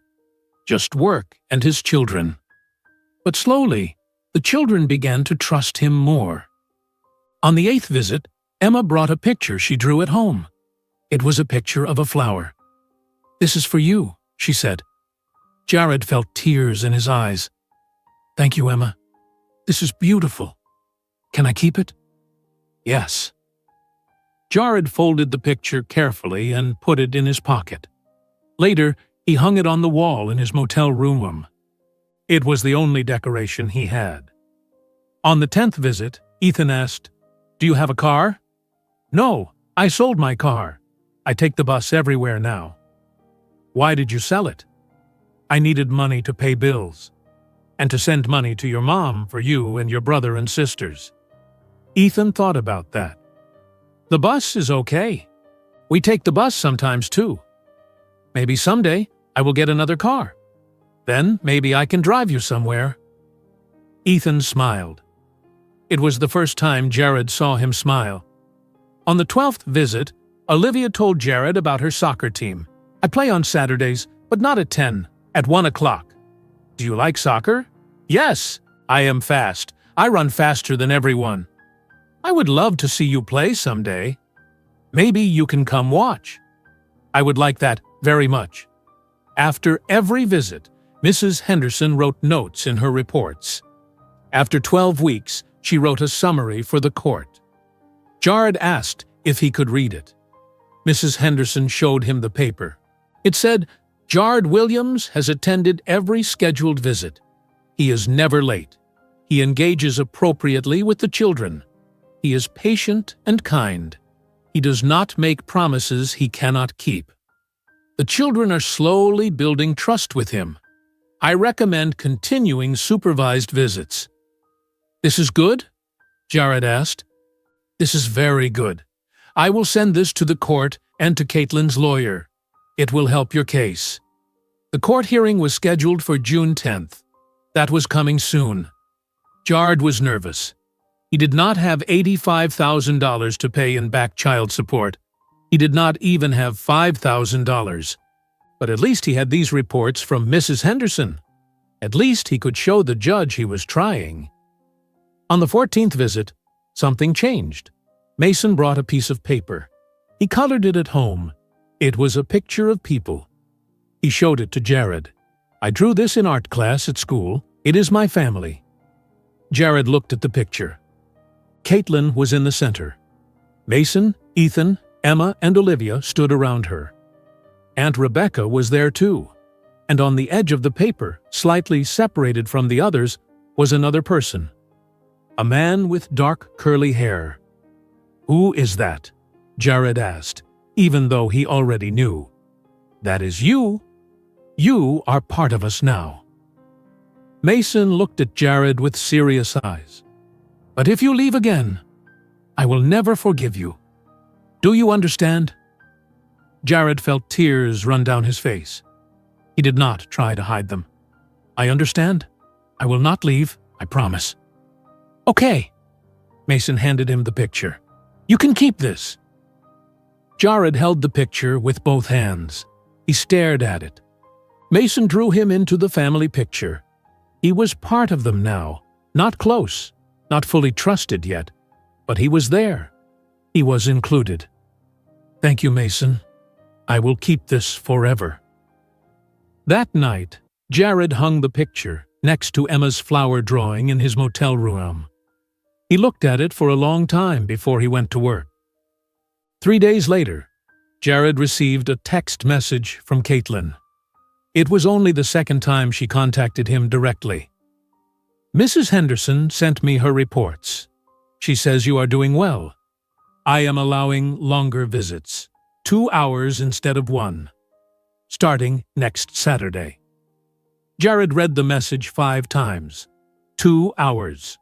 She was giving him more time with the children. He texted back, "Thank you. I will not let them down." Caitlin did not respond, but that was okay. She did not need to. She was giving him more time. That was enough. On Saturday, June 7th, 3 days before the court hearing, Jared arrived at the visitation center at 9:30. Mrs. Henderson was waiting. "You have 2 hours today. The children know. They are excited." "They are?" "Yes. Emma asked her mom if you were going to be there. Olivia asked if you could come to her soccer game. They are starting to see you as their father. When the children arrived, they ran inside. All four of them, even Mason. They sat at the table and pulled out their coloring books. "Can we go outside today?" Emma asked. "The weather is nice." Mrs. Henderson shook her head. "Not yet. Maybe soon, but not today." They spent 2 hours together. They colored, they read books, they talked. Jared asked them about school. They told him stories about their friends. Olivia told him about her soccer game. Ethan told him about a science project. Emma told him about a song she learned. Mason asked, "Are you coming to court on Monday?" "Yes, I have to go." "What will happen?" "The judge will decide how much money I have to pay and whether I can keep visiting you." "Will they let you?" "I hope so. Mrs. Henderson wrote good things about me. That should help." "Good," Mason said. "I want you to keep coming." Those words meant everything to Jared. When the 2 hours ended, Caitlin came to pick up the children. She looked at Jared. "I will see you at court on Monday." "Yes." Caitlin started to leave, but then she stopped. She turned around. "You have shown up every week. You have paid every month. I did not think you would. I thought you would disappoint them again, but you have not. So I am giving you a chance. Do not waste it." "I will not. I promise." Caitlin left with the children. Jared sat down in a chair. Monday was the court hearing. The judge would decide his future. The judge would decide if he could keep seeing his children. Jared did not have $85,000, but he had 12 weeks of perfect attendance. He had reports from Mrs. Henderson. He had a picture Mason drew with him in it. He hoped that would be enough. Monday morning came. June 10th. Jared woke up at 6 in the morning, even though he did not need to. He could not sleep. Today was the court hearing. Today, a judge would decide his future. Jared took a shower in the small motel bathroom. The water was cold, but he did not care.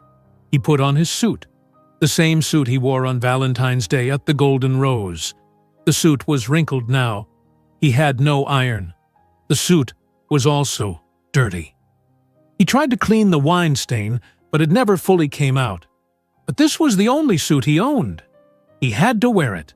Jared looked at himself in the mirror. His face was thinner than it used to be. He had dark circles under his eyes from working night shifts. His hair needed to be cut. He looked tired and broken. This was not the same man who sat in that expensive restaurant 4 months ago. That man was confident and well-dressed. This man was poor and scared. Jared left the motel at 7:30. The court hearing was at 9 o'clock.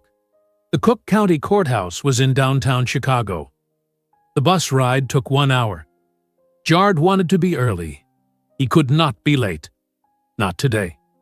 He took 2 buses to get downtown. He walked the last 3 blocks to the courthouse.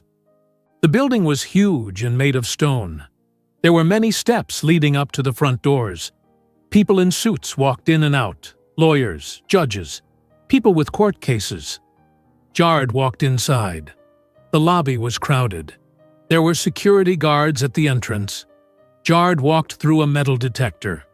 He took the elevator to the 4th floor. Family Court. Room 423. He found the courtroom and sat on a bench outside. He was 45 minutes early.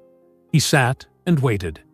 He watched people walk past, lawyers in expensive suits, families with children. Everyone looked like they belonged here except him. At 8:45, Caitlin arrived. She wore a simple blue dress and black shoes. Her hair was pulled back in a ponytail. Next to her was a man in a gray suit carrying a briefcase.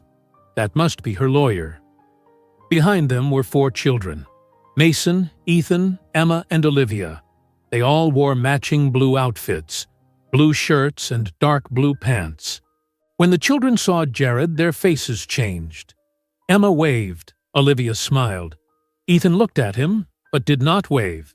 Mason just stared. Caitlin saw Jared sitting on the bench. She did not smile. She did not say hello.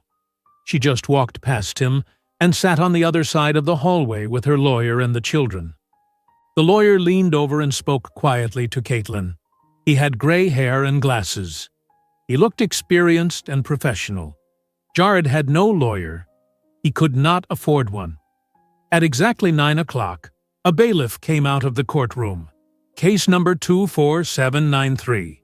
Williams versus Williams. Please enter. Everyone stood up. Caitlin's lawyer went in first. Then Caitlin. Then the 4 children holding hands. Then Jared.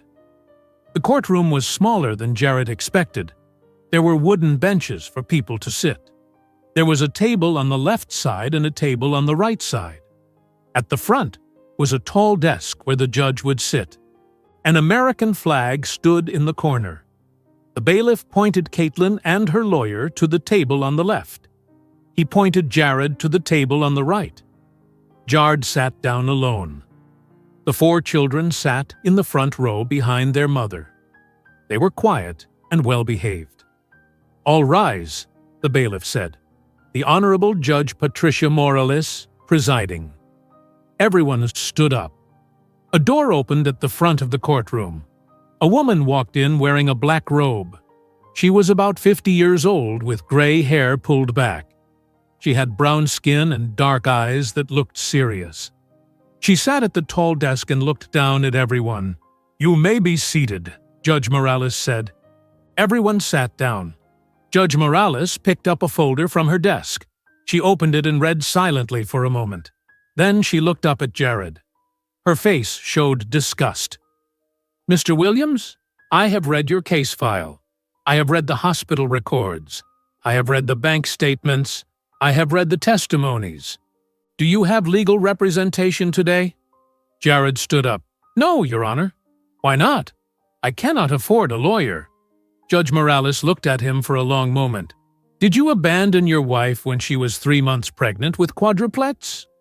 "Yes, Your Honor." "Did you take money from your joint bank account before you left?"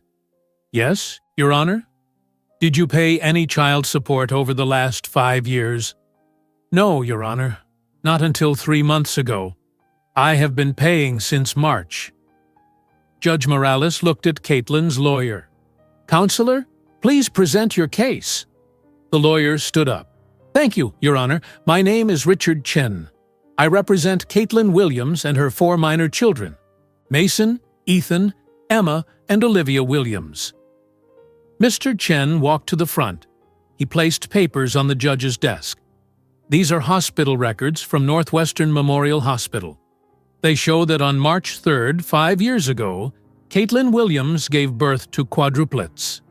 DNA tests were performed. Jared Williams is confirmed as the biological father. Judge Morales looked at the papers. "I see that." Mr. Chen continued, "These are bank records showing that on November 20th, 6 years ago, Jared Williams withdrew $15,000 from a joint account he shared with Caitlin Williams. The next day, he disappeared. Caitlin Williams was 3 months pregnant at the time." "I see that as well." "For 5 years, Jared Williams paid $0 in child support. Caitlin Williams raised 4 children completely alone. She worked 2 jobs. She struggled to pay rent and buy food.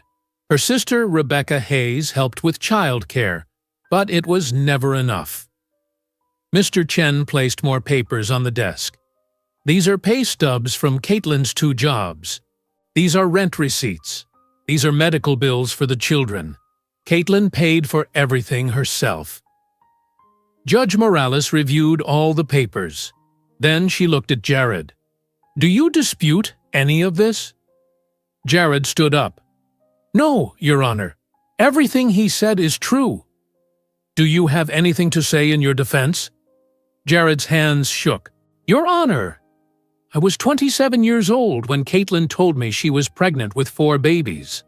I panicked. I was scared. I did not know how to handle it. I made a terrible choice. I ran away. I know what I did was wrong. I know I hurt Caitlin and my children, but I am trying to make it right now. I have been paying child support for 3 months. I have been going to parenting classes. I have been visiting my children every week." Judge Morales held up her hand. "Stop. Mr. Williams, do not stand in my courtroom and tell me you made a mistake because you were scared. You did not make a mistake. You made a choice. You chose to abandon 4 innocent children. You chose to leave your wife with no money and no support. You chose to lie and hide for 5 years. Those were choices, not mistakes." Jared sat down. His face was hot. His chest felt tight. Mr. Chen stood up again. "Your Honor, we are seeking $85,000 in back child support. That is based on Illinois child support guidelines for a parent with 4 children. We are also seeking $1,200 per month going forward." Judge Morales nodded. "Mr. Williams, do you have $85,000? "No, Your Honor. I work at a warehouse. I make about $2,000 per month. I have been paying $1,200 per month in child support since March. After rent and food, I have almost nothing left. That is not my concern. You had 5 years to prepare for this. You chose to spend your money on yourself instead of your children." Judge Morales looked at the papers again. "However, I see here that you have been attending supervised visits at Oak Park Visitation Center. Mrs. Henderson, the social worker, has submitted reports. She says you have attended every visit. You are never late. You engage appropriately with the children. Is this true?" "Yes, Your Honor. I go every Saturday. I have not missed one." "And you have been paying child support since March?" "Yes, Your Honor. $1,200 every month. On time." Judge Morales leaned back in her chair. "Mr. Williams, you destroyed these children's lives for 5 years. You destroyed their mother's life. But it appears you are finally taking some responsibility. That does not erase what you did, but it is a start." She looked at Mr. Chen. "Counselor, what is your client's position on visitation?" Mr. Chen spoke with Caitlin quietly. Then he said, "My client is willing to continue supervised visitation as long as Mr. Williams keeps showing up and keeps paying child support. If he stops, she wants the visitation to end." Judge Morales nodded. "That is fair." She looked at Jared. "Mr. Williams, I am ordering you to pay $85,000 in back child support. I understand you do not have this money. You will set up a payment plan.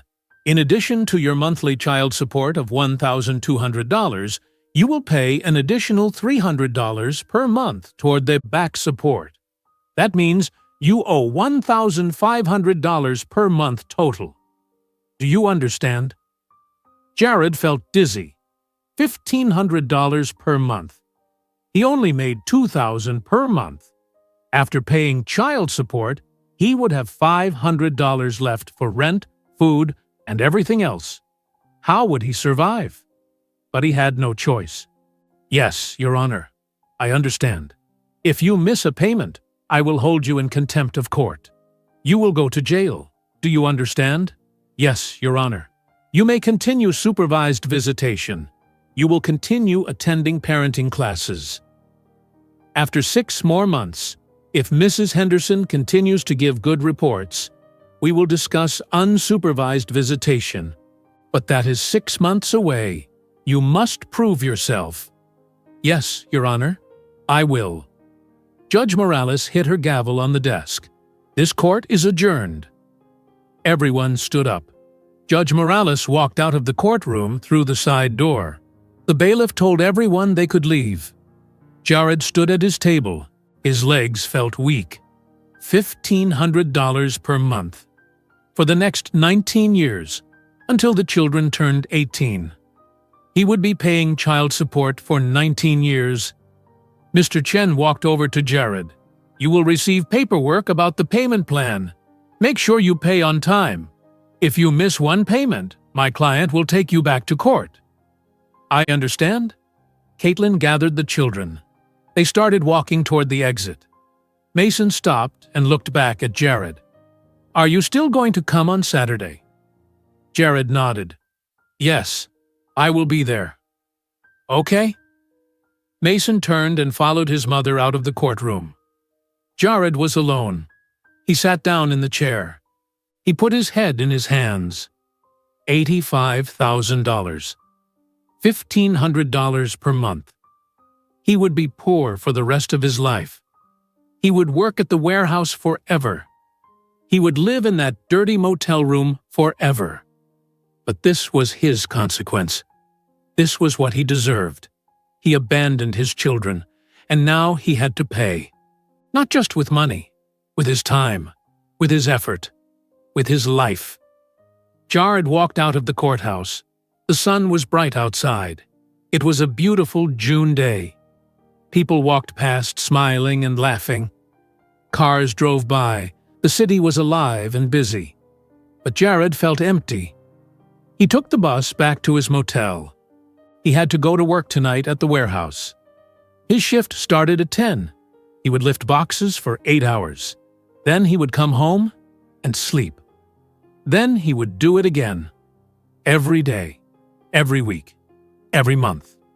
For years. This was his life now, and he had no one to blame but himself.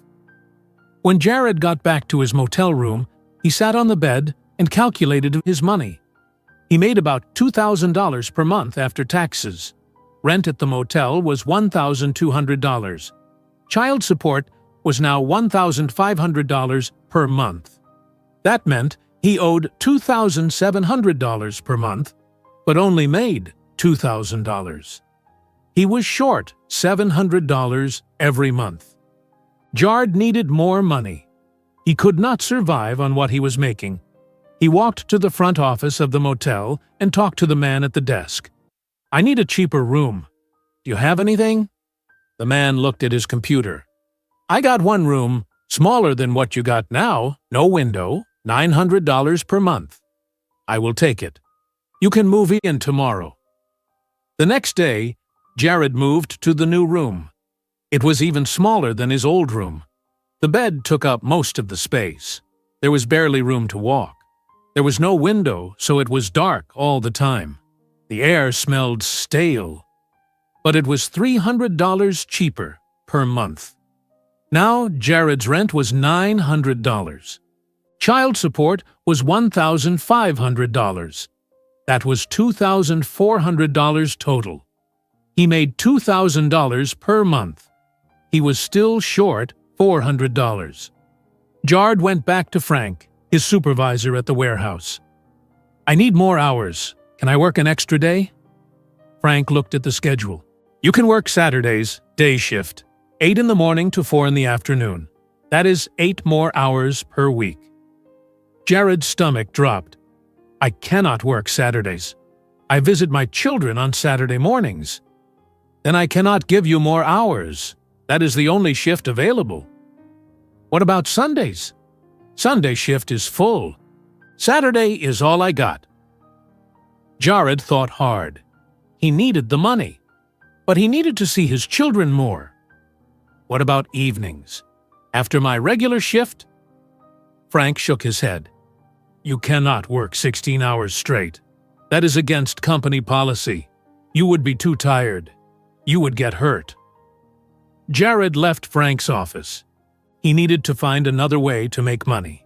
He started looking for a second job, something he could do during the day while he slept. But he was so tired from working at the warehouse all night that he could barely function during the day. He found a job washing dishes at a diner. The shift was from noon to 4 in the afternoon. 4 hours per day, 6 days per week, 24 hours per week. He made $12 per hour. That was about $288 per week before taxes. About $1,000 per month after taxes.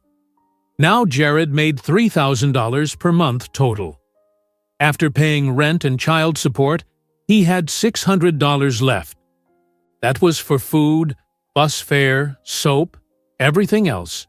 It was barely enough, but it was enough to survive. Jared's new schedule was brutal. He worked at the diner from noon to 4. Then he went to his motel room and tried to sleep for a few hours. Then he woke up and went to the warehouse at 9:45. He worked from 10 at night until 6 in the morning. Then he took the bus home and slept until 11.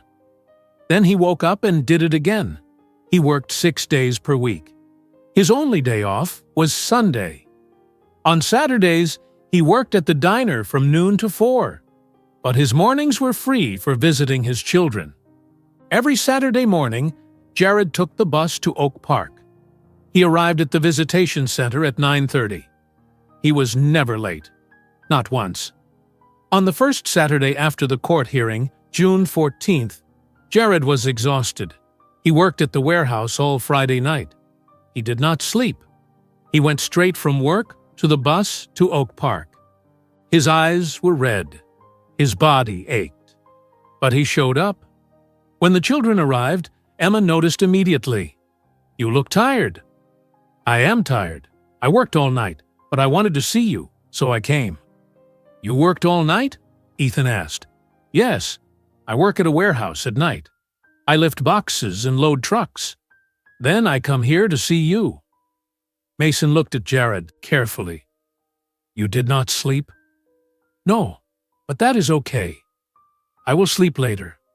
Right now, I want to spend time with you." They colored together. Jared tried to stay awake, but his eyes kept closing. Olivia noticed. "You can rest. We do not mind." "No, I am okay. Tell me about your week. What did you do at school?" The children told him about their week. Emma learned a new song. Ethan finished a book about dinosaurs. Olivia scored a goal at soccer practice. Mason got an A on his math test. "That is wonderful," Jared said. "You are all so smart." After the visit, Jared took the bus home. He fell asleep on the bus and almost missed his stop. When he got to his motel room, he slept for 6 hours. Then he woke up and went to work at the warehouse again. This became his routine. Work, visit the children, work, sleep, over and over. He was tired all the time. His body hurt. But he kept going. On the 4th Saturday in June, June 21st, Jared brought stickers for the children. He bought them at a dollar store. 4 sheets of stickers for $1. Each child got 1 sheet. Emma got flower stickers. Olivia got animal stickers. Ethan got dinosaur stickers. Mason got superhero stickers. "These are for you," Jared said. The children's faces lit up. They loved stickers. They put stickers on their coloring book pages. They put stickers on their hands. They were happy. Mrs. Henderson watched from the corner and wrote notes. After the visit, she told Jared, "The children are opening up to you more. I can see the progress." "Really?" "Yes. At first, they were scared and distant. Now they talk to you. They show you things. They trust you more. Keep doing what you are doing." Every week, the children trusted Jared a little more. On one visit in July, Emma sat on his lap while he read her a story. On another visit, Ethan asked Jared to help him with a puzzle. On another visit, Olivia told him a secret about a boy at school she liked. Mason was still cautious, but even he was softening. One Saturday in late July, Mason asked, "Do you have any other kids?" "No, just you 4. "Did you leave because you did not want us?" Jared looked Mason in the eyes. "I left because I was scared and selfish. But it was not about you. You did not do anything wrong. I did everything wrong. You are perfect. All 4 of you are perfect." Mason nodded slowly. "Okay." In August, Mrs. Henderson wrote another report for the court. She wrote that Jared had not missed a single visit in 3 months. He was consistent and engaged. The children were building a relationship with him. She recommended allowing Jared to attend the children's school and sports events. Caitlin received the report. A few days later, She sent Jared a text message. Olivia has a soccer game next Saturday at 1 o'clock. Lincoln Park Field. You can come if you want. Jared stared at the message. Caitlin was inviting him to Olivia's soccer game. He could see his daughter play soccer. He could be there as her father. He texted back, "I will be there. Thank you." That Saturday, Jared went to his morning visit at 10 o'clock. Then he took the bus to Lincoln Park Field. The soccer game started at 1. He arrived at 12:45. The field was full of parents and children. Little kids in soccer uniforms ran around. Parents sat in folding chairs on the sidelines. Jared saw Caitlin sitting in a chair. Rebecca sat next to her. Mason, Ethan, and Emma sat on a blanket eating snacks. Jared walked over. He felt nervous. This was the first time he would be around them outside the visitation center. Caitlin saw him approaching. She did not smile, but she nodded. "You came." "I said I would." Rebecca looked at him. She still did not like him, but she did not say anything mean. She just looked away. Jared stood near their blanket. He did not have a chair, so he stood. Olivia was on the field in her red uniform, number 7. She saw Jared and waved. He waved back. The game started. Olivia ran up and down the field. She was fast, just like she said. She kicked the ball hard.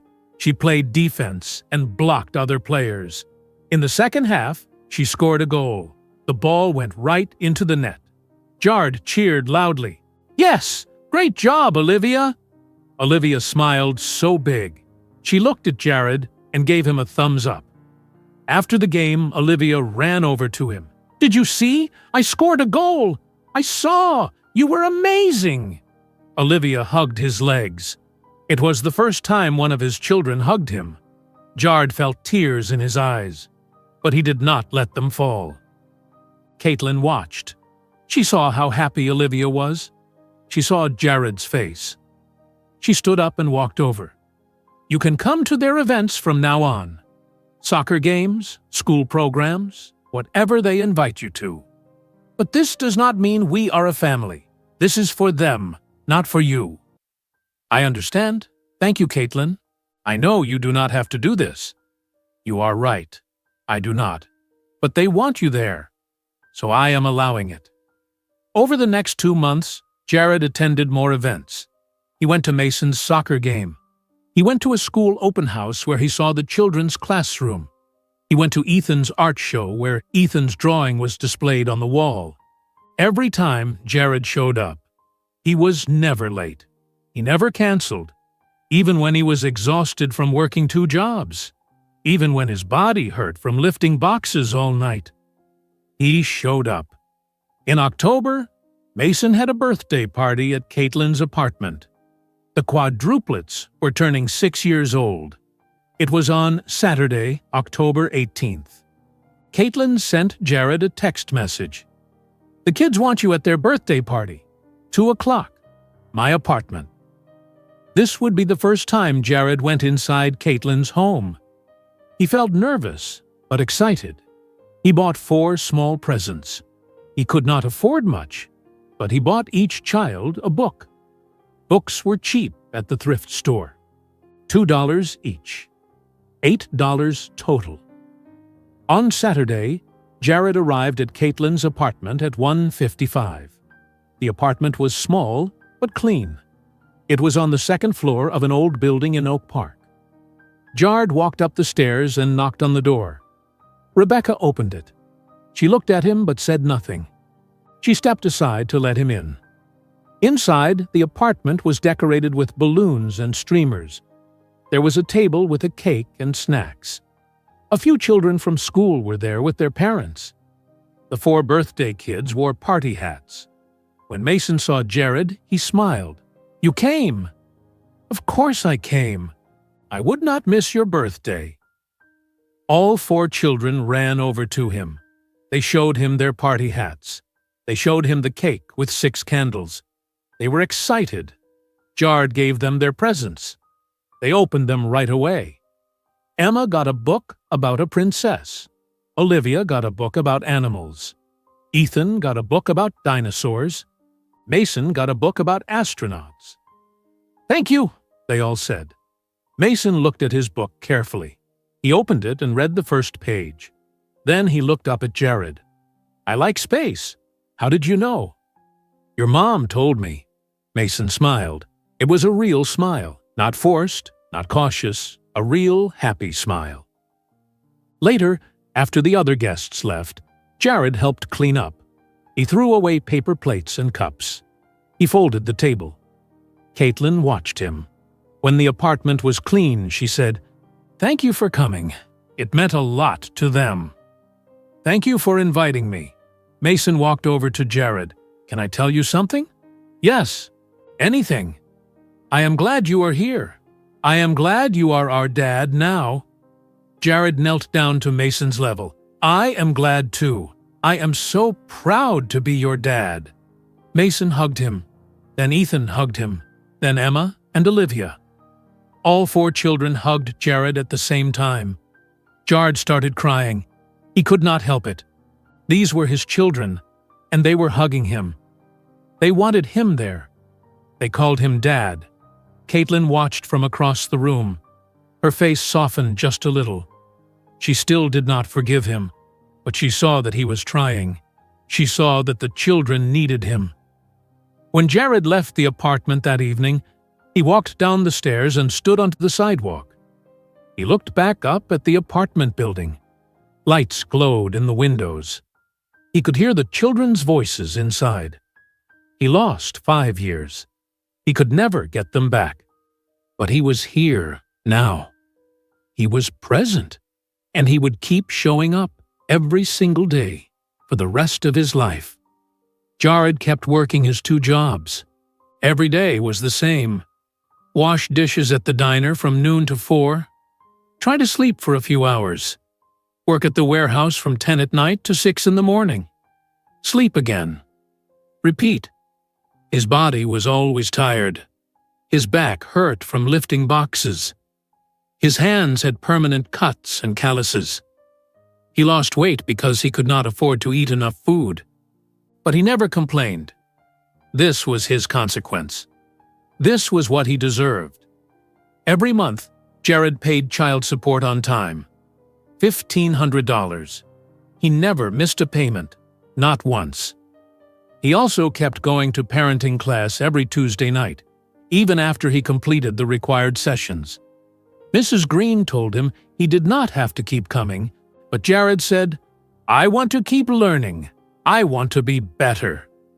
Every Saturday, Jared went to the visitation center. Even after 6 months of good reports, he still met the children there. Mrs. Henderson no longer sat in the room watching. She trusted Jared now. But the visits still happened at the center, because that was the agreement. In November, the weather got cold. Chicago winters were harsh. Jared did not have a warm coat. He sold it months ago when he needed money. He wore 2 old sweatshirts instead. He was cold all the time. But he did not complain.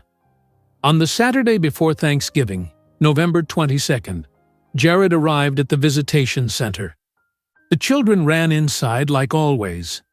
But this time, Emma was carrying something. A bag. "We made something for you," Emma said. She handed him the bag. Jared opened it. Inside was a drawing. All 4 children drew it together. It showed 5 people holding hands. A man in the center. 4 children around him. At the top, it said, "Our Dad," in messy letters. "We all worked on it," Olivia said. "I drew you." Emma drew herself. Ethan drew himself. Mason drew himself and wrote the words. Jared stared at the picture. His eyes filled with tears. "This is the best gift I have ever received. Thank you." Mason said, "We wanted you to know that you are our dad now. Not just someone who visits. You are our real dad." Jared hugged all 4 children. He held them tight. He did not want to let go. During the visit, Ethan asked, "What are you doing for Thanksgiving?" Jared had not thought about Thanksgiving. He would probably work both his jobs and eat cheap food alone in his motel room. "I do not have any plans." "You should come to our house," Emma said. "We have turkey and pie." "I do not think your mom would want that." "We can ask her," Olivia said. After the visit, when Caitlin came to pick up the children, Olivia ran to her.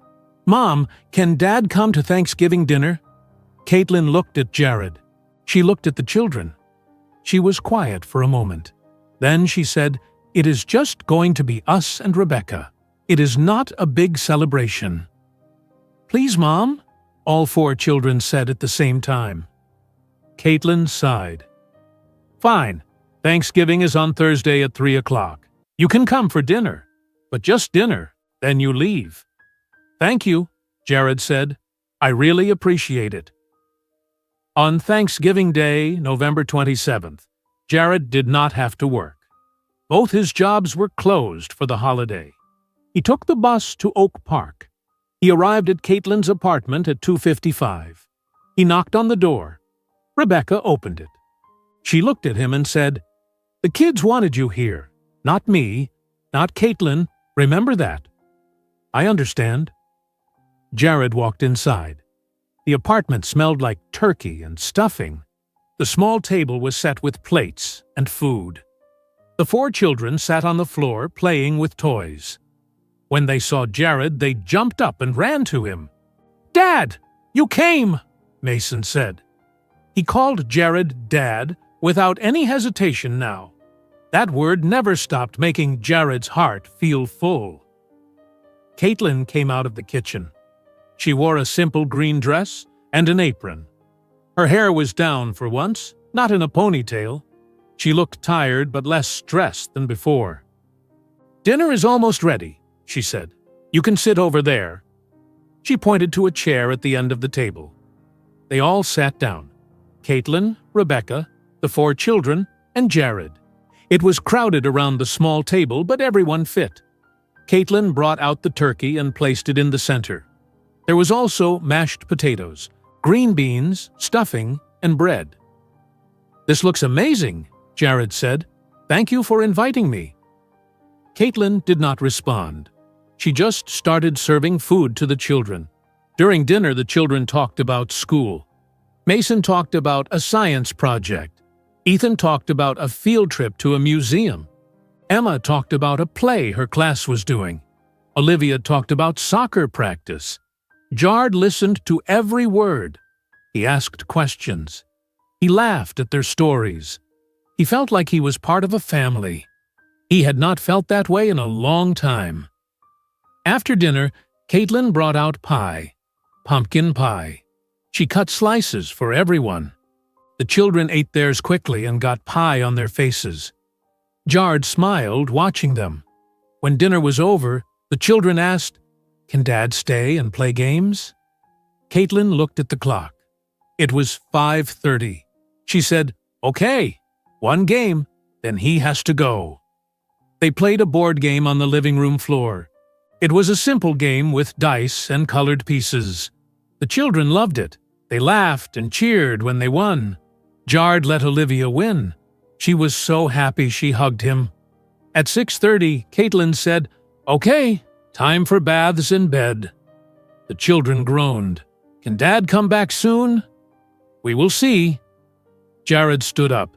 "Thank you for having me. This was the best Thanksgiving I ever had." Caitlin walked him to the door. Before he left, she said, "Wait, I need to talk to you." Rebecca took the children to the bathroom to start baths. Caitlin and Jared stood in the doorway. Caitlin looked at him. Her green eyes were tired, but softer than before. "I want to be very clear about something. I do not forgive you. I will never forgive you for what you did to me. You left me when I was pregnant and terrified. You left me to raise 4 babies alone. You took away 5 years of my life. You made me struggle every single day. I will never forget that." Jared nodded. "I know. I do not expect you to forgive me." "But," Caitlin continued, "I see that you are trying. I see that you show up every week. I see that you pay your child support on time. I see that you work 2 jobs even though you are exhausted. I see that the children love you now. They need you. So I am allowing you in their lives. Not for you. For them. I understand. Thank you for giving me this chance. I know I do not deserve it. You are right. You do not deserve it. But they deserve a father. Every child deserves a father. So prove it. Prove every single day that you have changed. Prove that you will not leave them again. Because if you do, if you disappoint them even once, I will make sure you never see them again. I will not leave, I promise." Caitlin studied his face. "Keep that promise." Jared left the apartment and walked down the stairs. When he got outside, it was dark and cold. Snow was starting to fall. Tiny white flakes drifted down from the black sky. Jared stood on the sidewalk and looked up at Caitlin's apartment. He could hear the children's voices inside. He could see shadows moving behind the curtains. His children. His family. He thought about where he was 1 year ago. He was living in a nice apartment in Lincoln Park. He had money and a good job and a girlfriend. He thought he had everything, but he was living a lie. He was a coward and a liar, running from his past. Now he lived in a tiny motel room with no window.